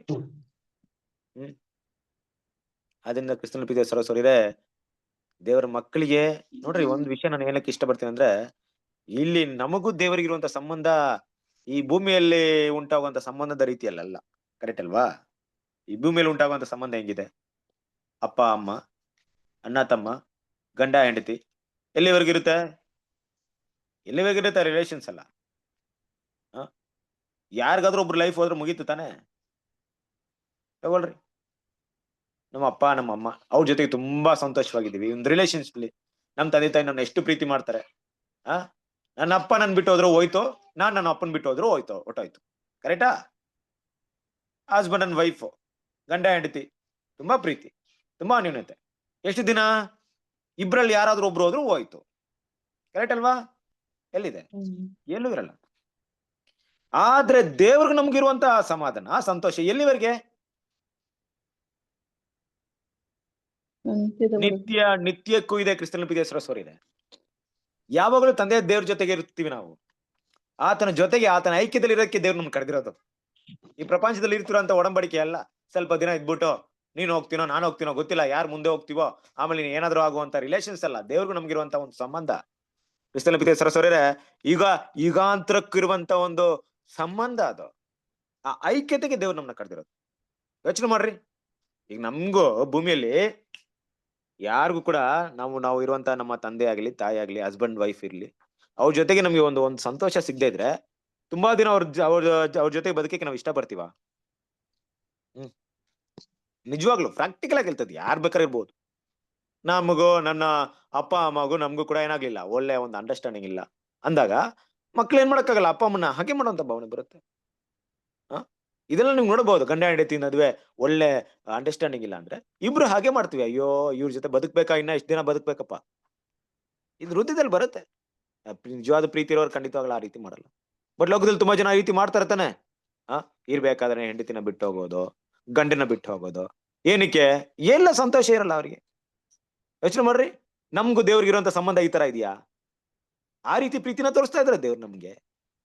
ಅರ್ಥ ಮಾಡ್ಕೊಳ್ದಿರುವಂತ ಪ್ರೀತಿ, ಭಾವನೆಗಳೇ ಗೊತ್ತಿಲ್ದಿರುವಂತ ಪ್ರೀತಿ, ಆ ರೀತಿ ಪ್ರೀತಿ ತೋರಿಸ್ತಾ ಇದಾರೆ ದೇವ್ರು ನಮ್ಮ ಹತ್ರ. ನಮ್ಮ ಪ್ರತಿಯೊಂದು ಭಾವನೆಗಳನ್ನ ಅರ್ಥ ಮಾಡ್ಕೊಂಡು ದೇವ್ರು ನಮ್ಮನ್ನ ಪ್ರೀತಿ ತೋರಿಸ್ತಾ ಇದಾರೆ. ನಮ್ಮ ಪ್ರತಿಯೊಂದು ಬಲಹೀನತೆಲ್ಲ ಅರ್ಥ ಮಾಡ್ಕೊಂಡು ದೇವ್ರು ನಮ್ಮನ್ನ ಪ್ರೀತಿ ತೋರಿಸ್ತಾ ಇದ್ದಾರೆ. ನಮ್ಗೆ ಕೊಡುವಂತ ಕೃಪೆ ಹಿನ್ನೆಲೆ ಏನು? ಕ್ರಿಸ್ತನ ಪ್ರೀತಿಯ ಸರಸರಿದೆ. ನಮ್ಗೆ ಯಾಕೆ ಕೃಪೆ ಕೊಡ್ಬೇಕು ದೇವ್ರು? ನಾವು ತಪ್ಪು ಮಾಡ್ತಾ ಇದ್ರೆ ಪ್ರತಿ ಸರಿ ಯಾಕೆ ಕ್ಷಮಿಸ್ಬೇಕು ದೇವ್ರು? ಇದರ ಹಿನ್ನೆಲೆ ಎಲ್ಲ ಏನು? ನಮ್ಮಲ್ಲಿ ಇಟ್ಟಿರುವಂತ ಅಪಾರವಾದಂತ ಪ್ರೀತಿ ಅಲ್ವಾ? ನಾನು ಪ್ರೀತಿ ತೋರಿಸಿದೀನಿ, ಅರ್ಥ ಮಾಡ್ಕೊಂಡಿಲ್ವಾ ಅಂತ ಯಾವತ್ತೂ ಕೇಳಿಲ್ಲ. ಒಂದಲ್ಲ ಒಂದಿನ ನನ್ನ ಮಕ್ಳು ಅರ್ಥ ಮಾಡ್ಕೊಳ್ತಾರೆ ನನ್ನ ಪ್ರೀತಿನಂತ. ಇಲ್ಲಿವರೆಗೂ ಕೂಡ ದೇವರು ತಾಳ್ಮೆಯಿಂದ ಕೃಪೆಯಿಂದ ಕಾಯ್ತಾ ಇದ್ದಾರೆ. ನಾವು ಸ್ಟಾರ್ಟಿಂಗ್ ಅಲ್ಲಿ ಕಾನ್ಸಂಟ್ರೇಷನ್ ಮಾಡ್ಬೇಕಾದ್ರೆ ದೇವರ ಪ್ರೀತಿ ಬಗ್ಗೆ ಮಾತಾಡಿದ್ದೆ ಎಷ್ಟು, ಆದ್ರೆ ಅದನ್ನ ಅರ್ಥ ಮಾಡ್ಕೊಳ್ಳೋದಕ್ಕೆ ಸಮಯಗಳು, ಅವಕಾಶಗಳು ಬೇಕಾಗುತ್ತಲ್ವಾ? ಜೀವನ ಪರ್ಯಂತರ ಬೇಕು, ನಮ್ಮ ಸಾಯಿವರೆಗೂ ಬೇಕು. ಎಷ್ಟು ದೊಡ್ಡ ಪ್ರೀತಿ ಅಂತ ಏನ್ ಮಾಡ್ಬೇಕು? ನನ್ನ ಹೃದಯ ಗ್ರಹಿಸ್ಕೊಳ್ಬೇಕು, ರುಚಿ ನೋಡ್ಬೇಕು, ಟೇಸ್ಟ್ ಮಾಡ್ಬೇಕು. ಇದಕ್ಕೆಲ್ಲ ಸಮಯ ಅವಕಾಶನ ಕೊಟ್ಟಿದ್ದಾರೆ ದೇವರು. ಕರೆಕ್ಟ್ ಅಲ್ವಾ? ಸೊ ದೇವ್ರು ಏನ್ ಮಾಡಿದಾರೆ? ಅಂತಹ ಪ್ರೀತಿ ಕೃಪೆನ ತೋರಿಸ್ತಾ ಇರೋದು, ಆ ಪ್ರೀತಿನ ನಮ್ಮ ಮುಂದೆ ಇಟ್ಟಿರೋದು ಯಾವ ರೀತಿ ಅಂದ್ರೆ ತನ್ನ ಒಬ್ಬನೇ ಮಗನನ್ನ ಕೊಟ್ಟು. ನೀವೇ ಯೋಚನೆ ಮಾಡ್ರಿ. ಇದಕ್ಕಿಂತ ನಿಮ್ಮ ಮೈಂಡ್ ಅಲ್ಲಿ, ನಮ್ಮ ಮೈಂಡ್ ಅಲ್ಲಿ ಎಷ್ಟೋ ನಾವು ಇಂಟೆಲಿಜೆಂಟ್ ಆಗಿ, ತುಂಬಾ ಬುದ್ಧಿವಂತರಾಗಿ, ದೇವ್ರೆ ನೀವು ಈ ಕೆಲಸ ಮಾಡಕ್ಕಿಂತ ನಿಮ್ಮ ಮಗನ್ ಕೊಡಕ್ಕಿಂತ ತುಂಬಾ ಇನ್ನೊಂದು ಕೆಲಸ ಮಾಡಿರ್ಬೋದು ಅಂತ ಏನಾದ್ರು ಹೇಳಕ್ಕಾಗುತ್ತೆ ನಮ್ಗೆ? ಇದಕ್ಕಿಂತ ದೊಡ್ಡ ತ್ಯಾಗ ಏನಾದ್ರು ದೇವ್ರು ಮಾಡಿರ್ಬೋದು ಅಂತ ನಮ್ಗೆ ಏನಾದ್ರು ಹೇಳಕ್ಕಾಗುತ್ತಾ? ಈ ತ್ಯಾಗಕ್ಕಿಂತ ದೊಡ್ಡ ತ್ಯಾಗ ಏನಾದ್ರು ಇದೆಯಾ? ಏನಾದ್ರೂ ದೇವ್ರು ತನಗೋಸ್ಕರ ಇಟ್ಕೊಂಡ್ರ? ಇದ್ದ ಒಬ್ಬ ಮಗನನ್ನು ಕೊಟ್ಬಿಟ್ರು, ಏನು ಇಲ್ಲ. ಇಡೀ ಪ್ರಪಂಚ ನಮ್ಗೆ ಮಗನು ಕೂಡ ಕೊಟ್ರು. ಯೋಚನೆ ಮಾಡ್ರಿ. ಸೊ ದೇವ್ರ ಮಕ್ಳು ಇದೆಲ್ಲ ಏನಪ್ಪಾ ಅಂದ್ರೆ, ದೇವ್ರು ನಾನು ನಿಮ್ಮನ್ನ ಪ್ರೀತಿ ಮಾಡ್ತಾ ಇದ್ದೀನಿ, ಬನ್ರಿ. ಇಷ್ಟೂ ತೋರಿಸಿ, ಇಷ್ಟು ಕೃಪೆ ತೋರಿಸಿ, ಇಷ್ಟು ದಯೆ ತೋರಿಸಿ, ಇಷ್ಟು ಕರುಣೆ ತೋರಿಸಿ ದೇವ್ರನ್ನ ನಾವು ಮಿಸ್ಅಂಡರ್ಸ್ಟ್ಯಾಂಡ್ ಮಾಡ್ಕೊಂಡ್ಬಿಟ್ರೆ ಹೆಂಗಿರುತ್ತೆ? ದೇವ್ರ ನಮ್ ಪಾಪ ಕ್ಷಮಿಸಲ್ಲ. ನಾನ್ ಮಾಡಿದ ಈ ಪಾಪನ ದೇವ್ರ ಮಿಸ್ಟೇಕ್ ನ ಕ್ಷಮಿಸಲ್ಲ. ಇಲ್ಲ, ದೇವ್ರ ನನ್ನ ನೋಡಲೇ ಇಲ್ಲ, ನನ್ನ ಮಿಸ್ಟೇಕ್ ಅವ್ರು ಕಾಣಿಸೋದೇ ಇಲ್ಲ. ಕ್ರಿಸ್ತನ ಪ್ರೀತಿಯ ಸರಸರೇ, ರಿಯಲೈಸ್ ಮಾಡೋಣ, ದೇವ್ರ ಪ್ರೀತಿನ ಅರ್ಥ ಮಾಡ್ಕೊಳ್ಳೋಣ. ಅನ್ಲೆಸ್ ಅಂಟಿಲ್ ನಾವು ಆ ಪ್ರೀತಿಗೆ ಸರಿಯಾದ ಒಂದು ರೆಸ್ಪೆಕ್ಟ್ ನ, ಭಯಭಕ್ತಿನ ತೋರಿಸದೇ ಇರೋವರೆಗೂ ಈ ಸಂತೋಷವನ್ನ ನಾವು ಕಾಪಾಡ್ಕೊಳ್ಳಕ್ಕೂ ಆಗಲ್ಲ. ದೇವರ ಜೊತೆಗೆ ನಿರಂತರವಾಗಿ ಐಕ್ಯತೆಯನ್ನು ಇಟ್ಕೊಳ್ಳಕ್ಕೂ ಆಗಲ್ಲ ಅಲ್ವಾ? ಅಲ್ಲಿಗಿರುವಂತ ಗೌರವ, ಆ ಪ್ರೀತಿಗಿರುವಂತ ಬೆಲೆ, ಇದೆಲ್ಲ ಏನಪ್ಪಾ ಅಂದ್ರೆ ನಮ್ಮ ಮೈಂಡ್ ಅಲ್ಲಿ ನಾವು ರಿಯಲೈಸ್ ಮಾಡ್ತೀವಿ ಪ್ರತಿ ದಿನ. ನೋಡಿ, ಇವತ್ತು ನಿಮ್ಮ ಲೈಫ್ಲೆಲ್ಲ ಏನೇನು ಘಟನೆಗಳು ನಡೆದಿದೆ ಅಂತ ನನಗೆ ಗೊತ್ತಿಲ್ಲ, ಏನೇನಾಗಿದೆ ಅಂತ ಗೊತ್ತಿಲ್ಲ. ಆದ್ರೆ ಯಾವ ವಿಷಯ ನಮ್ಮನ್ನ ಸಂತೈಸುತ್ತೆ? ಅನೇಕರು ನಮ್ಮ ಜೀವನದಲ್ಲಿ ಮೋಸ ಮಾಡಿರ್ಬೋದು, ಅನ್ಯಾಯ ಮಾಡಿರ್ಬೋದು, ಎಲ್ಲ ನಮ್ಮ ಜೀವನದಲ್ಲಿ ಬರುವಂತ ಕಷ್ಟದಲ್ಲಿ ನೋಡಿ ಭಯ ಬಿಟ್ಟಿರ್ಬೋದು. ಆದ್ರೆ ಎಲ್ಲಕ್ಕಿಂತ ಹೆಚ್ಚಾಗಿ ನನ್ನ ದೇವ್ರು, ನನ್ನ ತಂದೆ ನನ್ನ ಜೊತೆಗಿದಾರನ್ನಂತ ಒಂದು ಭರವಸೆ ನನ್ನ ಹೃದಯದಲ್ಲಿ ಇದ್ರೆ, ಎಷ್ಟು ಶತ್ರುಗಳನ್ನ, ಎಷ್ಟು ಭಯವನ್ನ, ಪ್ರಪಂಚದಲ್ಲಿ ಬರುವಂತ ಎಷ್ಟು ಸಂಕಟಗಳನ್ನ ಗೆದ್ದು ಬರ್ಬೋದು ನಾವು. ಯೋಚನೆ ಮಾಡ್ರಿ ಕ್ರಿಸ್ತನ ಪ್ರೀತಿಯ ಸರಸರೇ. ಇದನ್ನ ದೇವ್ರು ನಮ್ಗೆ ಹೇಳ್ತಾ ಇರೋದು, ಇದನ್ನ ನಮ್ಗೆ ತೋರಿಸ್ತಾರೆ. ಇದನ್ನ ಅಪೊಸ್ತಲ ಪಾಲ್ ಏನ್ ಮಾಡ್ತಿದ್ರೆ ಇಲ್ಲಿ ನಾವ್ ಅರ್ಥ ಮಾಡ್ಕೊಳಕ್ ಏನ್ ಮಾಡ್ತಾ ಇದೆ? ತುಂಬಾ ಇಷ್ಟ ಪಡ್ತಾ ಇದ್ದಾರೆ. ನೋಡ್ರಿ, ಅವ್ರು ಅರ್ಥ ಮಾಡ್ಕೊಂಡಿದ್ದ ವಿಷಯವನ್ನ ನಮ್ಗೆ ಹೇಳ್ತಾ ಇದ್ರೆ, ಈ ರೀತಿ ಅರ್ಥ ಮಾಡ್ಕೊಳ್ರಿ, ನಾನು ಈ ರೀತಿ ಅರ್ಥ ಮಾಡ್ಕೊಂಡಿದ್ದೀನಿ, ತಂದೆ ದೇವ್ರನ್ನ ಈ ರೀತಿ ಅರ್ಥ ಮಾಡ್ಕೊಳಕ್ಕೆ ಪ್ರಯತ್ನ ಪಟ್ಟಿದ್ದೀನಿ. ಅವ್ರ ಪ್ರೀತಿ ಇಷ್ಟು ದೊಡ್ಡದು. ಅವರೆಲ್ಲ ಏನೋ ಒಂದ್ ಕತೆ ಬುಕ್ ಬರಿಬೇಕಂಬಿಟ್ಟು ಬರ್ದಿಲ್ಲ ಅಪೊಸ್ತಲ ಪಾಲ್. ಬರಿಬೇಕಾದ್ರೆ ಹೃದಯದಿಂದ ಗ್ರಹಿಸ್ಕೊಂಡು ತಾನೇನೋ ಅನುಭವಿಸಿದನೋ ಅದನ್ನ ದೇವರಾತ್ಮದ ಮೂಲಕ ಏನ್ ಮಾಡ್ತಾ ಇದ್ರೆ, ಮುಂದೆ ಬರುವಂತ ಆತನ ಕ್ರಿಸ್ತನ ಹೆಜ್ಜೆಗಳಲ್ಲಿ ಹಿಂಬಾಲಿಸುವಂತ ಪ್ರತಿಯೊಬ್ಬ ಮಕ್ಕಳಿಗೂ ಅನುಕೂಲವಾಗ್ಲಿ ಅಂತ ಬರ್ದಿಟ್ಟಿದ್ದಾರೆ. ಅವ್ರಾಗ್ಲಿ ನಾವಾಗ್ಲಿ ಹೋಗೋದು ಒಂದೇ ದಾರಿ ಅಲ್ವಾ? ಅವ್ರು ಮುಂದೆ ಹೋಗಿದ್ರೆ ನಾವ್ ಹಿಂದೆ ಹೋಗ್ತಾ ಇದೀವಿ. ಅವ್ರು ಮುಂದೆ ಹೋಗಿರ್ಬೇಕಾದ್ರೆ ಬರ್ದಿಟ್ಟು ಹೋಗಿದ್ದಾರೆ, ಹಿಂದೆ ಹೋಗ್ಬೇಕಾದ್ರೆ ನಾವೇನ್ ಮಾಡ್ತೀವಿ? ಅವ್ರು ಬರ್ದಿರೋದನ್ನ ನೋಡಿ ಹೌದಂತ ಗ್ರಹಿಸ್ಕೊಂಡು ಮುಂದುವರಿತೀವಿ ಅಷ್ಟೇ. ಆಗಿರೋದ್ರಿಂದ ದೇವ್ರ ಮಕ್ಳು ಇದನ್ನ ಅರ್ಥ ಮಾಡ್ಕೊಬೇಕು. ಸೊ ದೇವರು ಆರಂಭದಿಂದಲೂ ಇದನ್ನ ಇಷ್ಟಪಡ್ತಾ ಇದಾರೆ. ಆರಂಭದಿಂದಲೂ ಪ್ರತಿಯೊಂದು ತನ್ನ ಸೃಷ್ಟಿ, ತನ್ನ ಸ್ವರೂಪದಲ್ಲಿ ಉಂಟು ಮಾಡಿದ ಸೃಷ್ಟಿ ತನ್ನ ಜೊತೆಗಿರ್ಬೇಕನ್ನ ದೇವ್ರು ತುಂಬಾ ಆಸೆ ಪಡ್ತಾರೆ. ಆದ್ರೆ ನಾವೇ ಅದನ್ನ ಬಿಟ್ಟು ಹೋಗೋದು. ಎಲ್ಲಾದ್ರೂ ದೇವ್ರು ಬಿಟ್ಟು ಹೋಗಿದ್ರ? ಬಿಟ್ಟು ಹೋದ್ರು. ಏದನ್ ತೋಟದಿಂದ ಬಿಟ್ಟು ಓಡ್ ಬಂದ್ರು, ಬಿಡ್ಲಿಲ್ಲ ದೇವ್ರು. ಹಳ್ಳಿಯಿಂದ ಓಡ್ ಬಂದಿದ್ದಾರೆ. ಇಸ್ರೇಲ್ ಜನ ಬಿಟ್ಟು ಹೋದ್ರು ಬಿಡ್ಲಿಲ್ಲ ಅವ್ರನ್ನ, ಹಿಂದೆನೆ ಓಡ್ ಬಂದಿದ್ದಾರೆ. ಇಡೀ ಲೋಕ ತನ್ನ ಬಿಟ್ಟು ದೂರ ಹೋದ್ರು ಪರವಾಗಿಲ್ಲ, ತನ್ನ ಮಗನ್ನ ಕಳ್ಸಿ ಅವ್ರನ್ನ ಬಿಡುಗಡೆ ಮಾಡಿದ್ದಾರೆ. ಇನ್ನೇನಲ್ಲಪ್ಪ ತೋರಿಸ್ಬೇಕು ಕೃಷ್ಣನ ಪ್ರೀತಿ ಸರಸರಿ. ಅದೆಂತ ಅಗಾಧವಾದಂತ ಪ್ರೀತಿ, ದೇವರ ಪ್ರೀತಿ. ಬೆಲೆ ಕಟ್ಟಲು ಆಗಲ್ಲ. ಆದ್ರೆ ಪ್ರತಿಯೊಬ್ರು ನಾವು ನಮ್ಮ ಜೀವನದಲ್ಲಿರುವಂತ ಭಯ ಭಕ್ತಿಯ ನಿಮಿತ್ತವಾಗಿ ಆ ಒಂದು ಪ್ರೀತಿಗೆ ಬೆಲೆನ ಕೊಡ್ಬೇಕು. ಸೊ ಆ ರೀತಿಯಾಗಿ ನಾವು ಕಾಣಿಸ್ಕೊಳ್ಪಟ್ಟಾಗ ನಮ್ಮ ಸಂತೋಷ ಎಲ್ಲೆಲ್ಲ ಶಾಖ್ಯವಾಗಿರುತ್ತೆ. ನಮ್ಮ ಸಮಾಧಾನವನ್ನ ನಮ್ಮಿಂದ ಯಾರು ತೆಗಿಯಕ್ಕೆ ಆಗಲ್ಲ. ಇದು ದೇವರ ಎದುರು ನೋಡುವಂತ ವಿಷಯ. ಸತ್ಯವೇದಲ್ಲಿ ನೋಡ್ರಿ, ತುಂಬಾ ಘಟನೆಯಲ್ಲಿ ನೋಡ್ಬೋದು. ಈ ರಾಜರ ಪೀರಿಯಡ್ ನೆಲ್ಲ ನೋಡ್ಬೇಕಾದ್ರೆ ಕೆಲವೊಂದು ಟೈಮಲ್ಲಿ ಕೆಲವರು ರಾಜ ತಪ್ಪು ಮಾಡಿದಾಗ ದೇವ್ರು ಶಿಕ್ಷೆ ಕೊಡ್ತಾರೆ ಅವ್ರಿಗೆ. ಉದ್ದೇಶ ಏನಪ್ಪಾ ಅಂದ್ರೆ ತಿದ್ಕೊಂಡ್ ಬಡ್ಲಿ ಅಂತ. ಅವ್ರೇನ್ ಮಾಡ್ತಾರೆ ಗೊತ್ತಾ? ಕೊನೆವರೆಗೂ ಚೇಂಜೇ ಆಗಲ್ಲ. ತಮ್ಮ ಮೊಂಡುತನ ಬಿಟ್ಟು ಬದಲಾವಣೆ ಆಗಲ್ಲ. ಕೆಲವೊಂದು ರಾಜರು ಚೇಂಜ್ ಮಾಡ್ಕೊಂಡ್ಬಿಡ್ತಾರೆ. ದೇವ್ರಿಗೆ ತುಂಬಾ ಸಂತೋಷ ಆಗ್ಬಿಡುತ್ತೆ, ಮೊದಲ ತರ ಪ್ರೀತಿ ಮಾಡ್ಬಿಡ್ತಾರೆ ಅವ್ರನ್ನ. ಇನ್ ಕೆಲವ್ರು ಏನ್ ಮಾಡ್ತಾರೆ? ತುಂಬಾ ಚೆನ್ನಾಗಿರ್ತಾರೆ, ಮತ್ತೆ ಕೆಟ್ಟೋಗ್ಬಿಡ್ತಾರೆ. ಕೆಲವ್ರು ಕೆಟ್ಟೋಗಿರ್ತಾರೆ, ಮತ್ತೆ ದೇವ್ರ ಹತ್ರ ಒಳ್ಳೆಯವರಾಗ್ತಾರೆ. ಈ ಮನಸ್ಸೆ ಅನ್ನುವಂತ ರಾಜರ ಬಗ್ಗೆ ಎಲ್ಲ ನೋಡ್ಬೋದು. ನೋಡಿ, ಇದೆಲ್ಲ ಏನಪ್ಪಾ, ಏನ್ ಕೇಳ್ತಾ ಇದ್ರೆ ದೇವರ ಹೃದಯದ ಭಾವನೆಗಳನ್ನ ಈ ಘಟನೆಗಳಲ್ಲಿ ಅರ್ಥ ಮಾಡ್ಕೊಬಹುದು. ಹೇಗಾದ್ರು ನನ್ನ ಮಕ್ಕಳು, ನನ್ನ ಪ್ರಜೆ ನನ್ನ ಜೊತೆಗಿರ್ಲಿ, ನಾನು ಅವ್ರನ್ನ ಸಂಧಾನ ಮಾಡಿದೀನಿ, ಆ ಸಂಧಾನದಲ್ಲಿ ಸಂತೋಷವಾಗಿರ್ಲಿ. ಆ ಸಂತೋಷನ ಯಾವಾಗ್ಲೂ ಕಳ್ಕೊಂಬಾರ್ದು. ಅವರು ನಾನು ಕೊಟ್ಟಿರೋ ಸಮಾಧಾನವನ್ನ ಯಾವುದೇ ಕಾರಣಕ್ಕೂ ಮಿಸ್ ಮಾಡ್ಬಾರ್ದು ಅಂತ ದೇವ್ರ ಏನ್ ಮಾಡ್ತಿದ್ರೆ ಪ್ರತಿ ಸರಿ ನಮ್ಗೋಸ್ಕರ ಹಾತುರೈತಾ ಇದ್ದಾರೆ. ಇವತ್ತು ಕೂಡ ಆತನ ಕೃಪೆ ನಮ್ಮ ಮೇಲೆ ಇದೆ. ಇವತ್ತೇನು ನಾವು ಏನೋ ತಿಳ್ಕೊಂಡಿರ್ಬೋದು, ಏನೋ ಬಂದಿದ್ದೀವಿ ಇವತ್ತು ಝೂಮ್ ಕ್ಲಾಸ್ ಅಲ್ಲಿ.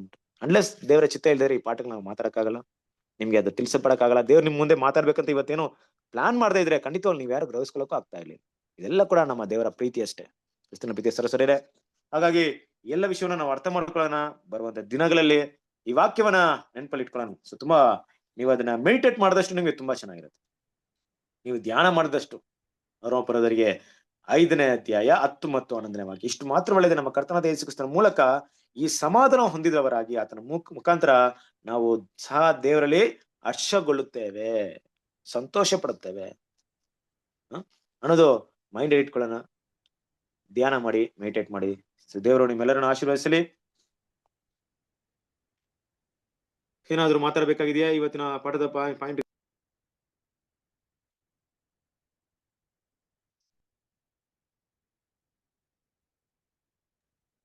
ಹೌದು ಬ್ರದರ್. ನಾವು ಮಾತಾಡಿ. ನಾವು ನೀವೇ ವಾಕ್ಯದ ಪ್ರಕಾರ ನಾವು ಪೂರ್ವದಲ್ಲಿ ಪಾಪಿಗಳಾಗಿದ್ವಿ, ನಿಜ ಬ್ರದರ್. ಆದ್ರೆ ದೇವರು ನಮ್ಮ ಕ್ರಿಸ್ತನ ಮೂಲಕ ನಮ್ಮನ್ನ ಪಾಪ ವಿಮೋಚನೆ ಮಾಡಿ ಕರೆದ್ರು. ಆದ್ರಿಂದ ನಮ್ಮ ತಪ್ಪನ್ನ ನಾವು ತಿಳ್ಕೊಂಡು ನಾವು ದೇವ್ರ ವಾಕ್ಯದ ಮೂಲಕ ನಾವು ಶುದ್ಧೀಕರಿಸ್ಕೊಂಡು ಮನಪೂರ್ವಕವಾಗಿ ದೇವ್ರ ಕಡೆ ತಿರ್ಕೊಂಡು ನಡೆದಾಗ ಮಾತ್ರ ತಂದೆಯಾದ ದೇವರಿಗೆ ಸಂತೋಷನ ಸಿಗುತ್ತೆ, ಸಮಾಧಾನನ ಸಿಗುತ್ತೆ. ಅದರಿಂದ ನಾವು ಸಹ ಸಂತೋಷ ಹೊಂದ್ಬೋದು, ತಂದೆಯಾದ ದೇವರು ಸಹ ಸಂತೋಷ ಹೊಂದ್ತಾರೆ ಅಂತ ಹೇಳಿದ್ರಲ್ಲ, ಆ ಮಾತು ನನಗೆ ತುಂಬಾ ಇಂಪ್ರೆಸ್ ಆಯ್ತು. ಓಕೆ ಅಮ್ಮ, ಓಕೆ, ಥ್ಯಾಂಕ್ ಯು.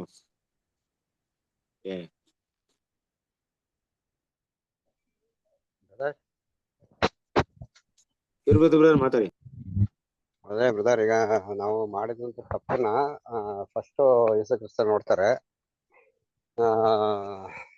ತಂದೆ ದೇವರ ಬಳಿಗೆ ಮುಂಚೆ ತಿಳಿಸಲ್ಪಡಲ್ಲ ಅಂತ ಹೇಳಿದ್ರಲ್ಲ. ಈಗ ನಾವು ಮಾಡಿದ ತಪ್ಪನ್ನ ಫಸ್ಟ್ ಯೇಸು ಕ್ರಿಸ್ತ ನೋಡ್ತಾರೆ. ಅಂದ್ರೆ ನಮಗೆ ಈಗ ನೀವು ಹೇಳೋ ಪ್ರಕಾರ ದಂಡನೆ ಇಲ್ಲ. ಯಾಕಂದ್ರೆ ಹಳೆ ಒಡಂಬಡಿಕೆಯಲ್ಲಿ ಸಣ್ಣ ಪುಟ್ಟ ತಪ್ಪು ಮರಣ ದಂಡನೆ ಇದ್ದಿದ್ದು. ಈಗ ಕೃಪೆಯಲ್ಲಿ ಇರೋದನ್ನ ನಮಗೆ ಕೃಪೆ ಇರೋದ್ರಿಂದ ದಂಡನೆ ಇಲ್ಲ.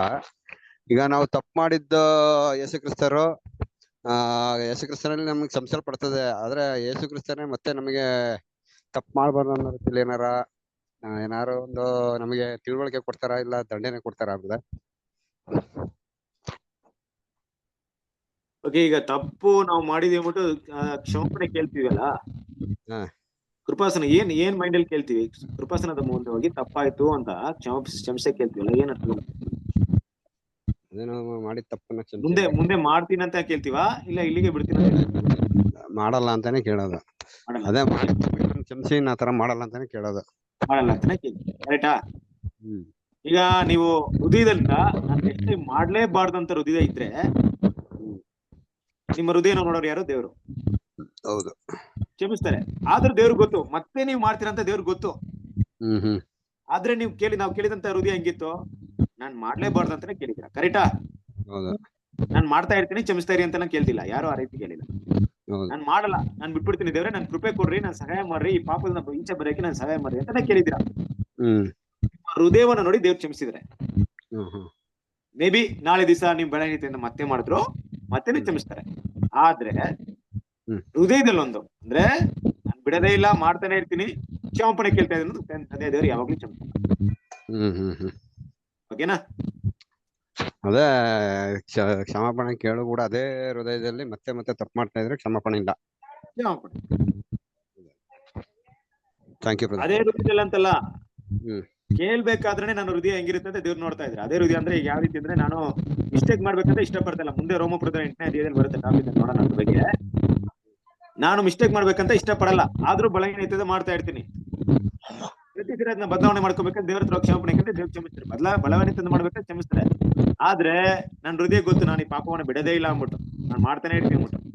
ಅವಾಗ ನಿಮ್ಮ ಹೃದಯ ಕ್ಷಮಾಪಣೆ ಕೇಳಕ್ಕೆ ಹೋಗುತ್ತಾ? ಕೃಪಾಸನದ ಮುಂದೆ ಹೋಗುತ್ತಾ? ಹೋಗಲ್ಲ. ಹೋಗಕ್ಕೆ ಕಷ್ಟ ಬರುತ್ತೆ. ದೇವ್ರ ಮುಂದೆ ವೇಷ ಆಗ್ಬೇಕಾಗುತ್ತೆ ಅವಾಗ, ಅಲ್ವಾ? ಆ ರೀತಿ ನೀವೇನ ಮಾಡಿದಾಗ ಕೃಪಾಸನ ಅಂದ್ರೆ ಏನ್ ಬೇರೆ ಏನಲ್ಲ, ಕೃಪೆ ತಾನೆ. ದೇವ್ರ ಕೃಪೆ ಕೊಟ್ಟೆ ಕೊಡ್ತಾರೆ ನಮ್ಗೆ. ಆ ಕೃಪೆ ದೇವ್ರು ಯಾವ ರೀತಿ ಕೊಡ್ತಾರೆ ಬ್ರದರ್ ಅಂತ ನೀವು ಕೇಳ್ಬಹುದು. ಬ್ರದರ್, ಯಾವ ರೀತಿ ದೇವ್ರ ಕೃಪೆ ಕೊಡ್ತಾರೆ? ಯಾವ ರೀತಿ ಬೇಕಾದ್ರೂ ಕೊಡ್ಬೋದು. ದೇವ್ರ ವಾಕ್ಯದಿಂದ ಕೊಡ್ಬೋದು, ನಿಮ್ಮ ಶರೀರದ ಬಲದಲ್ಲಿ ಕೊಡ್ಬೋದು, ಯಾವ ರೀತಿ ಬೇಕಾದ್ರೂ ಕೊಡ್ಬೋದು. ಅದು ನಮ್ಗೆ ಗೊತ್ತಿಲ್ಲ. ಆ ಕೃಪೆ ಮುಂದೆ ಈ ತಪ್ಪನ್ನ ಮಾಡದೆ ಮುಂದುವರಿಯೋದಕ್ಕೆ ದೇವ್ರ ವಾಕ್ಯ ಅನುಗುಣವಾಗಿ ಸತ್ಯದ ಆತ್ಮದ ಮೂಲಕ ಹೆಂಗ್ ಬೇಕಾದ್ರೂ ಬರ್ಬೋದು. ದೇವ್ರು ಕೊಟ್ಟೆ ಕೊಡ್ತಾರೆ. ಅದು ಅವರವರ ಮಟ್ಟಿಗೆ ದೇವ್ರು ಕೊಡ್ತಾರೆ. ಅಂದ್ರೆ ಬ್ರದರ್, ಈಗ ನಾವು ಮಾಡಿದ ತಪ್ಪನ್ನ ಯೇಸು ಕ್ರಿಸ್ತನು ಅವ್ರಿಗೆ ಗೊತ್ತಾಗುತ್ತೆ ಫಸ್ಟ್ ಅಂತ ಹೇಳಿದ್ರಲ್ಲ, ನಮ್ಮನ್ನ ತಪ್ಪನ್ನ ತಿದ್ಕೊಳ್ಳೋದಕ್ಕೆ ನಮ್ಗೆ ಯೇಸು ಕ್ರಿಸ್ತರೇ ಮತ್ತೆ ಅವಕಾಶ ಕೊಡ್ತಾರ ಅಥವಾ ದೇವ್ರು ಕೊಡ್ತಾರ ಅಂತ ನೋಡಿ. ಕೃಪಾಸನದ ಮುಂದೆ ಹೋಗ್ಬೇಕಂದ್ರೆ ಕರ್ತನಾದ ಯೇಸು ಕ್ರಿಸ್ತನ ಕೃಪಾಸನದ ಮುಂದೆ ಹೋಗಿದ್ದೀರಾ, ಅರ್ಥ ಆಯ್ತಾ? ಸೊ ಆ ಕೃಪೆ ಯಾರಿಂದ ಬಂದಿರೋದು? ದೇವ್ರ ಮುಂದೆ, ದೇವರಿಂದ ಕರ್ತನಾದ ಯೇಸು ಕ್ರಿಸ್ತನ ಕೊಟ್ಟಿದೆ ನಮ್ಗೆ. ದೇವ್ರು ಕೊಟ್ಟಿದ್ದಾರೆ ಕೃಪೆ. ಯೇಸು ಕ್ರಿಸ್ತನ ತಂದೆಯಾದ ದೇವರು ಯೇಸು ಕ್ರಿಸ್ತನ ಬಲಿಯಾಗಿ ಕೊಟ್ಬಿಟ್ಟಿದ್ದಾರೆ. ಕೃಪಾದರ ಬಲಿಯಾಗಿ ಕೊಟ್ಬಿಟ್ಟಿದಾರಾ? ಬಲಿಯಾಗಿ ಕೊಟ್ಟಿದಾರ. ತಂದೆಯಾದ ದೇವರು ಯೇಸು ಕ್ರಿಸ್ತನ ನಮ್ಗೆ ಕೃಪೆಯಾದರ ಬಲಿಯಾಗಿ ಕೊಟ್ಟಿದ್ದಾರೆ. ಹೌದು. ಮತ್ತೆ ಯಾವುದೇ ಒಂದು ನಮ್ಮ ಪಾಪಗಳನ್ನ ಕ್ಷಮಾಪಣೆ ಮಾಡೋದಕ್ಕೆ ಕರ್ತನಾದ ಯೇಸು ಕ್ರಿಸ್ತನ ಕೃಪೆನ ನಮ್ಗೆ ಯೂಸ್ ಮಾಡ್ತಾ ಇದ್ದಾರೆ. ದೇವ್ರ ಮುಂದೆ ಅದನ್ನ ತಗೊಂಡಿಗಿಡಲ್ಲ. ನನ್ ಮಗ ಈ ತರ ತಪ್ಪು ಮಾಡುದು, ಮಿಸ್ಟೇಕ್ ಮಾಡೋದು ಹೇಳಕ್ ಹೋಗಲ್ಲ. ಆದ್ರೆ ಒಂದಲ್ಲ ಒಂದಿನ ನಾವು ಮಿಸ್ಟೇಕ್ ಮಾಡ್ತಾ ಇದ್ರೆ ಫೈನಲ್ ಪನಿಷ್ಮೆಂಟ್ ಯಾರ ಮುಂದೆ ಬರ್ಬೇಕಂದ್ರೆ ದೇವ್ರ ಮುಂದೆ ಬರ್ಬೇಕು. ಓಕೆನಾ? ನೀವು ತಿದ್ದದೇ ಇಲ್ಲ, ಇವ್ರ ಬದಲಾವಣೆ ಆಗಲ್ಲ, ಮಿಕ್ಕಿದೇನಿದೆ ದೇವ್ರ ಕೋಪಕ್ಕೆ ಗುರಿ ಆಗ್ತೀವಿ ಅಷ್ಟೇ. ಅದಕ್ಕೆ ವಾಕ್ಯ ಎಲ್ಲ ಜೀವಂತ ದೇವರ ಕೈಯಲ್ಲಿ ಬೀಳುವುದು ಭಯಂಕರವಾಗಿದೆ ಅಂತ ವಾಕ್ಯ ಇದೆಯಾ? ಭಯಂಕರವಾದ ದೇವರು ಪನಿಷ್ಮೆಂಟ್ ಮಾತ್ರ ದೇವರು ಕ್ಷಮಿಸೋದು ನಮ್ಮ ಕರ್ತನ ಕ್ಷಮಿಸ್ತಾರೆ. ಓಕೆನಾ? ಪನಿಷ್ಮೆಂಟ್ ಅಂದ್ರೆ ಇನ್ ಬದಲಾವಣೆ ಆಗಲ್ಲ ಅನ್ನೋದಾಗ ಮಾತ್ರ ದೇವ್ರ ಹತ್ರ ಬರ್ತೀವಿ ಅಷ್ಟೇ. ದೇವರ ಕೋಪಕ್ಕೆ ಗುರಿ ಆಗ್ತೀವಿ. ಸೆಕೆಂಡ್ ಡೇ ಎಲ್ಲವೂ ಅಲ್ಲೇ ಬರುತ್ತೆ. Okay, thank you. Okay, Krishna Pitesh ಅವ್ರ ಸರ್, ಬೇರೆ ಯಾರಿಗಾದ್ರೂ ಏನಾದ್ರು ಪ್ರಶ್ನೆ ಇದೆಯಾ ಈ ಪಾಠದ ಬಗ್ಗೆ?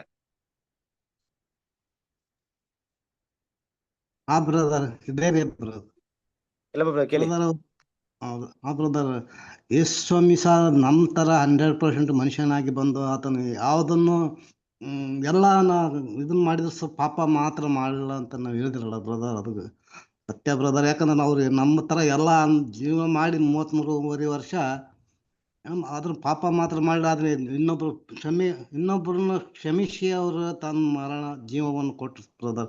ಅದೇ ತರ ನಾವು ಸಹ ನಮ್ಮನ್ನು ನಾವು ಅರ್ಥ ಮಾಡ್ಕೊಂಡು ನಮ್ಗೆ ಆ ಥರ ನಡಿಲಿಕ್ಕಾಗಲ್ಲ. ಸ್ವಲ್ಪ ನಮ್ಗೆ ಎಷ್ಟಾಗುತ್ತೆ ನಮ್ಮ ಕೈಲಿ ನಡೆದು ನಾವು ಒಬ್ಬರನ್ನೊಬ್ಬರು ನಾವು ಕ್ಷಮಿಸಿ ಇನ್ನೂ ಸೋದರ ಜೊತೆಯಲ್ಲಿ ಎಲ್ಲ ಅವ್ರನ್ನ ನಾವು ಅರ್ಥ ಮಾಡ್ಕೊಂಡು ನಾವು ಆ ಓಟ ನಮ್ಗೆ ಓಡ್ಬೇಕಂತ ನಮ್ಗೆ ಅನಿಸ್ತೀರಿ ಬ್ರದರ್. ಖಂಡಿತ ಖಂಡಿತ ಎಲ್ಲ brother. ಆಕ್ಚುಲಿ ನೋಡ್ಬೇಕಾದ್ರೆ ನಮ್ಮ ಕರ್ತನಾದ ಯೇಸು ಕ್ರಿಸ್ತನು ನಮ್ಮನ್ನ ಸೃಷ್ಟಿ ಮಾಡಿದ್ ನಮ್ಮ ಕರ್ತನಾದ ಯೇಸು ಕ್ರಿಸ್ತನ್ ತಾನೆ. ಹೌದ್ರಿ ಕರೆಕ್ಟ್ ಅಲ್ವಾ? ಈ ಸೃಷ್ಟಿ ಮಾಡಿದವರಿಗೆ ನಮ್ಮ ಬಲಹೀನತೆ ಅಂತ ಗೊತ್ತಿರಲ್ವಾ? ಖಂಡಿತ ನಮ್ ತರ ಅವ್ರು ಜೀವನ ಆದ್ರೆ ಮಾಡಿದಾರಲ್ರಿ. ಆದ್ರೆ ಏನಕ್ಕೆ ಮನುಷ್ಯನಾಗ್ ಬಂದು ನಮ್ ತರ ಕಷ್ಟವನ್ನ ಪಡ್ಬೇಕಾಯ್ತು ಅವರು? ಅದು ಎಲ್ಲ ನಮಗ ಒಂದು ಮಾದರಿಯಾಗಿ ತೋರ್ಸ್ಲಿಕ್ಕೆ brother. Yes, that's a main point. ಏನಂದ್ರೆ ಯೇಸು ಕ್ರಿಸ್ತನಲ್ಲಿ ಆ ದೈವಿಕ ಸ್ವಭಾವ ಸಂಪೂರ್ಣವಾಗಿತ್ತು. ಅದನ್ನ ಏನ್ ಮಾಡಿದ್ರು? ಅದನ್ನ ಕ್ರಿಯೆಗಳಲ್ಲಿ ತೋರ್ಸ್ಬೇಕಾಯ್ತು. ಇದೆ ಅನ್ನೋದನ್ನ ಪ್ರೂವ್ ಮಾಡ್ಬೇಕಾಯ್ತು. ಇಡೀ ಲೋಕಕ್ಕೆ ಎಕ್ಸಾಂಪಲ್ ಆಗಿ ತೋರ್ಸ್ಬೇಕಾಯ್ತು. ವಾಕ್ಯದ ಪ್ರಕಾರವಾಗಿ ನಮ್ಮ ರೀತಿ ಶೋಧಿಸಲ್ಪಟ್ರು ಯೇಸು ಕ್ರಿಸ್ತನಲ್ಲಿರುವಂತಹ ಗುಣದಲ್ಲಿ ಪಾಪ ಮಾಡಕ್ಕಾಗಲ್ಲ. ಕ್ರಿಸ್ತನ್ ದೇವರ ಮೇಲೆ ಇಟ್ಟಿರುವಂತಹ ಪ್ರೀತಿ ಅನುಗುಣವಾಗಿ ಪಾಪ ಮಾಡಕ್ಕಾಗಲ್ಲ ಅಂತ ಇಡೀ ಸೃಷ್ಟಿ ಅರ್ಥ ಮಾಡ್ಕೊಬೇಕಾಯ್ತು. ಇಲ್ಲಾಂದ್ರೆ ಏನ್ ಮಾಡಿದ್ರು? ಬ್ರದರ್ ಅವ್ರ ದೇವ್ರ ಮಗ ಅವ್ರು ಏನಾದ್ರು ಮಾಡ್ಬೋದು ಅಂತಿದ್ರಿ ಬ್ರದರ್. S, correct. ಹಾಗಾಗಿ ಮಾಂಸದಲ್ಲಿ ಹುಟ್ಟಿ ನಮ್ಮ ರೀತಿ ಎಲ್ಲಾ ಶೋಧನೆ ಬಂದ್ರು ಕೂಡ ನಿಂತ್ಕೊಂಡಿದ್ ನೋಡಿದಾಗ ಅವ್ರಿಗೆ ಎರಡು ವಿಷಯ ಏನಪ್ಪಾ ಅಂದ್ರೆ, ಒಂದು, ನಾನೇ ನಿಮ್ಮ ಸೃಷ್ಟಿ ಮಾಡಿದಾಗ್ಲೇ ನಿಮ್ಮ ಗುಣಗಳು ಗೊತ್ತಿದೆ. ಎರಡನೇದಾಗಿ ನಿಮ್ಮಾಗೆ ನಿಮ್ಮ ಸೃಷ್ಟಿಯಾಗಿ ಮನುಷ್ಯನಾಗಿ ಹುಟ್ಟು ಬೆಳೆದು ನಿಮ್ಮೆಲ್ಲಾ ವಿಷಯಗಳನ್ನ ನಾನು ಅರ್ಥ ಮಾಡ್ಕೊಂಡಿದ್ದೀನಿ ಅನ್ನೋ ರೀತಿಯಲ್ಲಿ ಎಲ್ಲ ವಿಷಯ ಅವ್ರಿಗೆ ಗೊತ್ತಿದೆ. ಅದರಿಂದ ಅವ್ರು ನಮ್ಗೆ ಕೃಪೆ ತೋರಿಸ್ಬೇಕಾದ್ರೂ ಅನೀತಿ ಇರಲ್ಲ. ಕರೆಕ್ಟಾ? ತಪ್ಪು ಬೇಕಂತ ತಪ್ಪು ಮಾಡೋರಿಗೆ ಕೃಪೆ ತೋರ್ಸೋಕ್ಕೂ ಆಗಲ್ಲ, ಬೈ ಮಿಸ್ಟೇಕ್ ಮಾಡಿರೋರಿಗೆ ನೀತಿ ತೋರ್ಸೋಕ್ಕೂ ಆಗಲ್ಲ. ಅದೇ ನಮ್ಮ ಮನಸ್ಸಿನಾಗ ತುಂಬಾ ಈ ಜಜ್ಮೆಂಟ್ ಯಾರಿಗ್ ಮಾತ್ರ ಮಾಡಕ್ಕಾಗತ್ತೆ ಅಂದ್ರೆ, ಇಡೀ ಸೃಷ್ಟಿಯಲ್ಲಿ ಕರ್ತನಾದ ಯೇಸು ಕ್ರಿಸ್ತನ ಬಿಟ್ರೆ ಬೇರೆ ಯಾರಿಗೂ ಮಾಡಕ್ಕಾಗಲ್ಲ. ಯಾಕಂದ್ರೆ ಆ ರೀತಿಯಲ್ಲಿ ದೇವ್ರ ಅವ್ನ ಏನ್ ಮಾಡಿದಾರೆ, ಎಲ್ಲಾ ರೀತಿಯಲ್ಲಿ ಅವ್ರನ್ನ ಇದ್ ಮಾಡಿದಾರೆ, ಪ್ರಿಪೇರ್ ಮಾಡಿದ್ದಾರೆ. ಜಯಿಸ್ಬಿಟ್ಟಿದ್ರು ಅವ್ರು. ಹೌದೌದೌದು. Okay, thank you. ಸೊ ಅದರಿಂದ ಕ್ರಿಸ್ತನ ಪಿತೇಶ್ವರ ಸರೇ, ನಾವು ಧೈರ್ಯವಾಗಿ ಕ್ರಿಸ್ತನ ಕೃಪೆಯ ಮುಂದೆ ಬರೋಣ. ಬೇರೆ ಯಾರಿಗಾದ್ರೂ ಬೇರೆ ಏನಾದ್ರು ಡೌಟ್ಸ್ ಇದೆಯಾ? ಈ ಪಾಯಿಂಟ್ಸ್ ನಾನು ಅರ್ಥವಾಗಿದೆ ಅನ್ಕೊಂತೀನಿ. ನಿಮ್ಗೆ ಸ್ಟಡಿ ಮಾಡ್ರಿ. ಏನಾದ್ರು ಪಾಯಿಂಟ್ ಇದ್ರೆ ಓಪನ್ ಆಗಿ ಕೇಳ್ರಿ, ಮತ್ತೆ ಕನ್ಫ್ಯೂಷನ್ ಇಟ್ಕೊಂಡ್ಬಿಡ್ರಿ. ಓಕೆ, ಈ ಪರ್ಟಿಕ್ಯುಲರ್ ಏನಾದ್ರು ಪಾಯಿಂಟ್ ಅರ್ಥವಾಗಿಲ್ಲ ಅಂದ್ರೆ ನೀವು ಬೇಕಾದ್ರೆ ಕೇಳ್ಬೋದು. ನಾನು ಅದನ್ನ ಕ್ಲಿಯರ್ ಆಗಿ ಎಕ್ಸ್ಪ್ಲೇನ್ ಮಾಡ್ತೀನಿ. ಗೊತ್ತಿಲ್ಲ ಅಂದ್ರೆ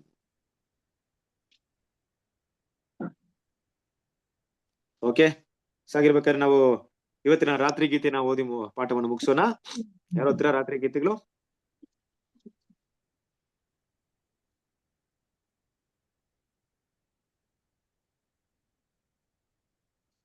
ಓದ್ತೀನಿ ಬ್ರದರ್. ಸಂತೋಷ್ ಬ್ರೋ, ಓದ್ತೀರಾ? ಓದ್ತೀನಿ ಬ್ರದರ್. ಬ್ರದರ್, ಇದೆಯಾ ನಿಮ್ಮ ಹತ್ರ? ಇಲ್ಲ ಬ್ರದರ್, ಸ್ಕ್ರೀನ್ ಅಲ್ಲಿ ಹಾಕ್ಬೇಕು. ಒಂದೇ ನಿಮಿಷ ಹಾಕ್ತೀನಿ.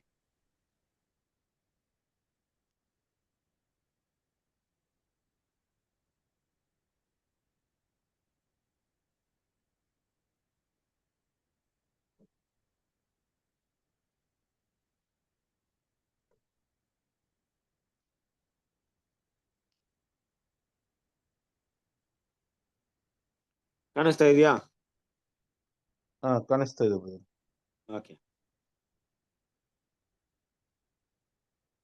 ನಮ್ಮ ಪಾಪಗಳನ್ನು ಒಪ್ಪಿಕೊಂಡು ಅರಿಕೆ ಮಾಡಿದರೆ ಆತನು ನಂಬಿಕಸ್ಥನೂ ನೀತಿವಂತನೂ ಆಗಿರುವುದರಿಂದ ನಮ್ಮ ಪಾಪಗಳನ್ನು ಕ್ಷಮಿಸಿಬಿಟ್ಟು ಸಕಲ ಅನೀತಿಯನ್ನು ಪರಿಹರಿಸಿ ನಮ್ಮನ್ನು ಶುದ್ಧಿ ಮಾಡುವನು. 1 ಯೋಹಾನ 1:9. ಈ ಕಾರ್ಯಗಳನ್ನು ನವೆಂಬರ್ 10 ಅಲ್ವಾ ಬ್ರದರ್? ಇವತ್ತು ನವೆಂಬರ್ ಅಲ್ವಾ? ಮಿಸ್ಟೇಕ್ ಆಗಿದೆಯಾ? ಒಂದ್ ನಿಮಿಷ. Sorry brother. ಓಕೆ, ಒಂದು ನಿಮಿಷ. ಓಕೆ, ಸಾರಿ. ಇದು ನೋಡ್ರಿ, ಕರೆಕ್ಟ್. ನವೆಂಬರ್ 10. ಅದಕ್ಕಾತನು ನನ್ನ ಕೃಪೆಯೇ ನಿನಗೆ ಸಾಕು, ಬಲಹೀನತೆಯಲ್ಲಿಯೇ ನನ್ನ ಬಲವು ಪರಿಪೂರ್ಣವಾಗುತ್ತದೆ ಎಂದು ನನಗೆ ಹೇಳಿದನು. ಹೀಗಿರಲಾಗಿ ಕ್ರಿಸ್ತನ ಬಲವು ನನ್ನಲ್ಲಿ ನೆಲೆಸಿಕೊಂಡಿರಬೇಕೆಂದು ನನಗುಂಟಾಗುವ ನಿರ್ಬಲ ವ್ಯವಸ್ಥೆಗಳ ವಿಷಯದಲ್ಲಿಯೇ ಬಹು ಸಂತೋಷವಾಗಿ ಹೆಚ್ಚಳಪಡುವೆನು. 2 ಕೊರಿಂಥದವರಿಗೆ 12:9. ಆಹಾ, ಅಪೊಸ್ತಲನು ಹೀಗನ್ನುತ್ತಾನೆ, ಈ ಸಂಕಟದಿಂದ ನನಗೆ ಅಧಿಕವಾದ ದೈವಿಕ ಕೃಪೆಯು ಸಿಗುವುದಾದರೆ ನಾನು ಈ ಸಂಕಟದಿಂದ ದೂರವಾಗಿ ದುಃಖವಾಗುವುದಕ್ಕೆ ಬದಲು ಅದನ್ನು ಉಳಿಸಿಕೊಳ್ಳುವುದರಲ್ಲಿ ನನಗೆ ತೃಪ್ತಿ ಇದೆ. ಆತ್ಮೀಯ ಸ್ನೇಹಿತರೆ, ನಮಗೆ ಬರುವ ಶೋಧನೆಗಳು, ಸಂಕಟಗಳು, ಕಷ್ಟಗಳೆಲ್ಲವೂ ನಮ್ಮ ಒಳಿತಿಗಾಗಿ ದೈವಿಕ ಅನುಮತಿಯಾಗಿದೆ ಎಂಬ ದೃಷ್ಟಿಕೋನದಿಂದ ನೋಡೋಣ. ನಮ್ಮನ್ನು ಪ್ರೀತಿಯ ಬಂಧನದಲ್ಲಿ ಸ್ವೀಕರಿಸಿದಾತನು ಮತ್ತು ಆತನ ಆತ್ಮದಿಂದ ಆತ್ಮಿಕ ಗರ್ಭಧಾರಣೆಯನ್ನು ಭ್ರೂಣಾಂಕುರವನ್ನು ಉಂಟು ಮಾಡಿದಾತನು ಮತ್ತು ನಮ್ಮನ್ನು ಪುತ್ರರು ಎಂದು ಕರೆದಾತನು ನಮ್ಮ ಉನ್ನತ ಹಿತಾಸಕ್ತಿಗಳನ್ನು ನಿರ್ಲಕ್ಷಿಸುವುದಿಲ್ಲ ಮತ್ತು ನಮಗೆ ಬರುವ ಎಲ್ಲಾ ಅನುಭವಗಳು, ಶೋಧನೆಗಳು ಮತ್ತು ಪರೀಕ್ಷೆಗಳನ್ನು ಒಳಪಡಿಸುವುದು ನಮ್ಮ ಉನ್ನತ ಒಳಿತಿಗಾಗಿ. ಅದು ಸಾಮರಸ್ಯದಿಂದ ಕೆಲಸ ಮಾಡುತ್ತದೆ ಎಂಬ ಭರವಸೆಯಿಂದ ಇರೋಣ. Thank you brother. Okay, thank you ಕ್ರಿಸ್ತನ ಪ್ರೀತಿಯ ಸರಸರೇ. ಒಂದು ಅದ್ಭುತವಾದಂತ ರಾತ್ರಿ ಗೀತೆಗಳು ತುಂಬಾ ಆಳವಾದಂತ ಒಂದು ಸತ್ಯವನ್ನು ಒಳಗೊಂಡಿದೆ. ಸೊ ಅದರಿಂದ ಅದನ್ನ ಮೆಡಿಟೇಟ್ ಮಾಡಿ ಧ್ಯಾನ ಮಾಡ್ರಿ, ನಿಮ್ಮೆಲ್ಲರಿಗೂ ಕೂಡ ಅದು ತುಂಬಾ ಪ್ರಯೋಜನವಾಗುತ್ತೆ. ಸೊ ಕೊನೆಯದಾಗಿ ನಾವು ಪ್ರಾರ್ಥನೆ ಮಾಡಿ ಈ ಕೂಟವನ್ನ ಅಂತ್ಯ ಮಾಡೋಣ. ನಮ್ಮ ಮಧ್ಯದಲ್ಲಿರುವಂತ ಎಲ್ಲ ಬ್ರದರ್ ಪ್ರಾರ್ಥನೆ ಮಾಡ್ತೀರಾ? ಮಾಡ್ತೇನ್ರಿ. ಪ್ರಾರ್ಥನೆ ಮಾಡಿಕೊಳ್ಳೋಣ. ಮಹೋನ್ನತನೋ ಸರ್ವಶಕ್ತನೋ ಅಗಮ್ಯ ಬೆಳಕಿನಲ್ಲಿ ವಾಸ ಮಾಡುವ ನಮ್ಮ ಪರಲೋಕ ತಂದೆ, ನಿಮ್ಮ ಅತಿ ಪರಿಶುದ್ಧ ನಾಮಕ್ಕೆ ಮಹಿಮೆ ಉಂಟಾಗದಪ್ಪ. ತಂದೆ ಆದದರೆ ಇದುವರೆಗೆ ನಿನ್ನ ಸತ್ಯವಾಕ್ಯವನ್ನು ಕೇಳಿದೇವಪ್ಪ. ತಂದೆ ಆದದರೆ ಆ ವಾಕ್ಯವನ್ನು ಕೇಳಿ ತಂದೆ, ಆ ವಾಕ್ಯದ ಪ್ರಕಾರ ನಾವು ಸಹ ತಂದೆ ನಮ್ಮ ಓಟ ಓಡಿ ಮುಗಿಸುವಾಗ ತಂದೆ ನಮ್ಮೆಲ್ಲರಿಗೆ ಸಹಾಯ ಮಾಡ್ತಂದೆ. ಇದುವರೆಗೆ ನಿನ್ನ ವಾಕ್ಯವನ್ನು ತಿಳಿಸಿರುವಂತಹ ಸೋದರಿಗೋಸ್ಕರ, ಅವರ ಕುಟುಂಬಕ್ಕೋಸ್ಕರ ಸಹ ಬೇಡ್ಕೊಂಡ ತಂದೆ, ನಿಮ್ಮ ಮಹಾಕೃಪೆಯಿಂದ ತಂದೆ, ಪವಿತ್ರ ಆತ್ಮನ ಸಹಾಯದಿಂದ ನಮ್ಮ ವಾಕ್ಯವನ್ನು ತಿಳಿಸುವ ಹಾಗೆ ತಂದೆ ಸಹಾಯ ಮಾಡಿದೆಯಲ್ಲ ತಂದೆ. ಮುಂದೆ ಸಹ ತಂದೆ ಇನ್ನು ಹೆಚ್ಚೆಚ್ಚಾಗಿ ನಿನ್ನ ಚಿತ್ತಕ್ಕನುಸಾರವಾಗಿ ಅನೇಕರಿಗೆ ಸತ್ಯವಾಕ್ಯವನ್ನು ತಿಳಿಸುವ ಹಾಗೆ ತಂದೆ, ಅವರಿಗೆ ಜ್ಞಾನ, ಆರೋಗ್ಯವನ್ನು ಎಲ್ಲವನ್ನು ಕೊಡಪ್ಪ ತಂದೆ. ಅದೇ ರೀತಿಯಾಗಿ ನಾವು ವಾಕ್ಯವನ್ನು ಕೇಳಿದಂಥ ಪ್ರತಿಯೊಂದು ಸೋದರ ತಂದೆಯ ವಾಕ್ಯದ ಪ್ರಕಾರ ನಡೆದು ನಮ್ಮ ಓಟ ನಾವು ಓಡಿ ಮುಗಿಸುವ ಹಾಗೆ ತಂದೆ ನಮ್ಮೆಲ್ಲರಿಗೆ ಸಹಾಯ ಮಾಡು ತಂದೆ. ಇವತ್ತು ಇನ್ನು ಯಾವ ಸೋದರರು ಬಂದಿಲ್ಲ ತಂದೆ, ಮುಂದಿನ ಸಮಯದಲ್ಲಿ ಬಂದು ಅವ್ರಿಗೂ ಸಹ ತಂದೆ ನಿನ್ನ ವಾಕ್ಯವನ್ನು ಕೇಳುವ ಹಾಗೆ ಸಹಾಯ ಮಾಡು ತಂದೆ. ಆದದರೆ ಇನ್ನು ಯಾವ ಸೋದರರು ಅಸ್ವಸ್ಥರಾಗಿದ್ದಾರೆ ತಂದೆ, ಅವ್ರಿಗೂ ಸಹ ತಂದೆ ಆದರೆ ಮುಂದಿನ ಸಮಯದಲ್ಲಿ ನಿನ್ನ ಚಿತ್ತಕ್ಕನುಸಾರವಾಗಿ ಅವರು ಗುಣ ಹೊಂದಿ ನಿನ್ನ ವಾಕ್ಯವನ್ನು ಕೇಳುವ ಹಾಗೆ ತಂದೆ ಅವರೆಲ್ಲರಿಗೂ ಸಹಾಯ ಮಾಡು ತಂದೆ. ಆದರೆ ಆದಿಯಿಂದ ಅಂತ್ಯದವರೆಗೂ ಈ ಕೂಟದಲ್ಲಿ ನಿಮ್ಮ ಪ್ರಸನ್ನತೆ ಇದ್ದು ಈ ಕೂಟ ನಡೆಸಿ ಕೊಟ್ಟಿದ್ದಕ್ಕಾಗಿ ಸಹ ಧನ್ಯವಾದ ತಂದೆ. ಇದುವರೆಗೆ ನನ್ನ ಪ್ರಾರ್ಥನೆ ಕೇಳೋದಕ್ಕಾಗಿ ಸಹ ಧನ್ಯವಾದ ತಂದೆ. ಈ ಚಿಕ್ಕ ಪ್ರಾರ್ಥನಾ ನಮ್ಮೆಲ್ಲರ ರಕ್ಷಕನಾದ ಯೇಸು ಕ್ರಿಸ್ತನ ನಾಮದಲ್ಲಿ ಬೀಳುತ್ತೇನೆ ತಂದೆ. ಆಮೇನ್. ಆಮೇನ್.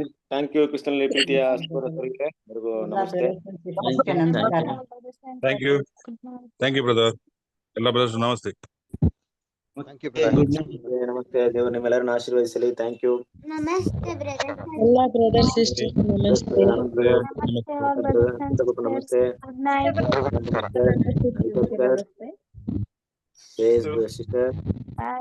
ನಮಸ್ತೆ.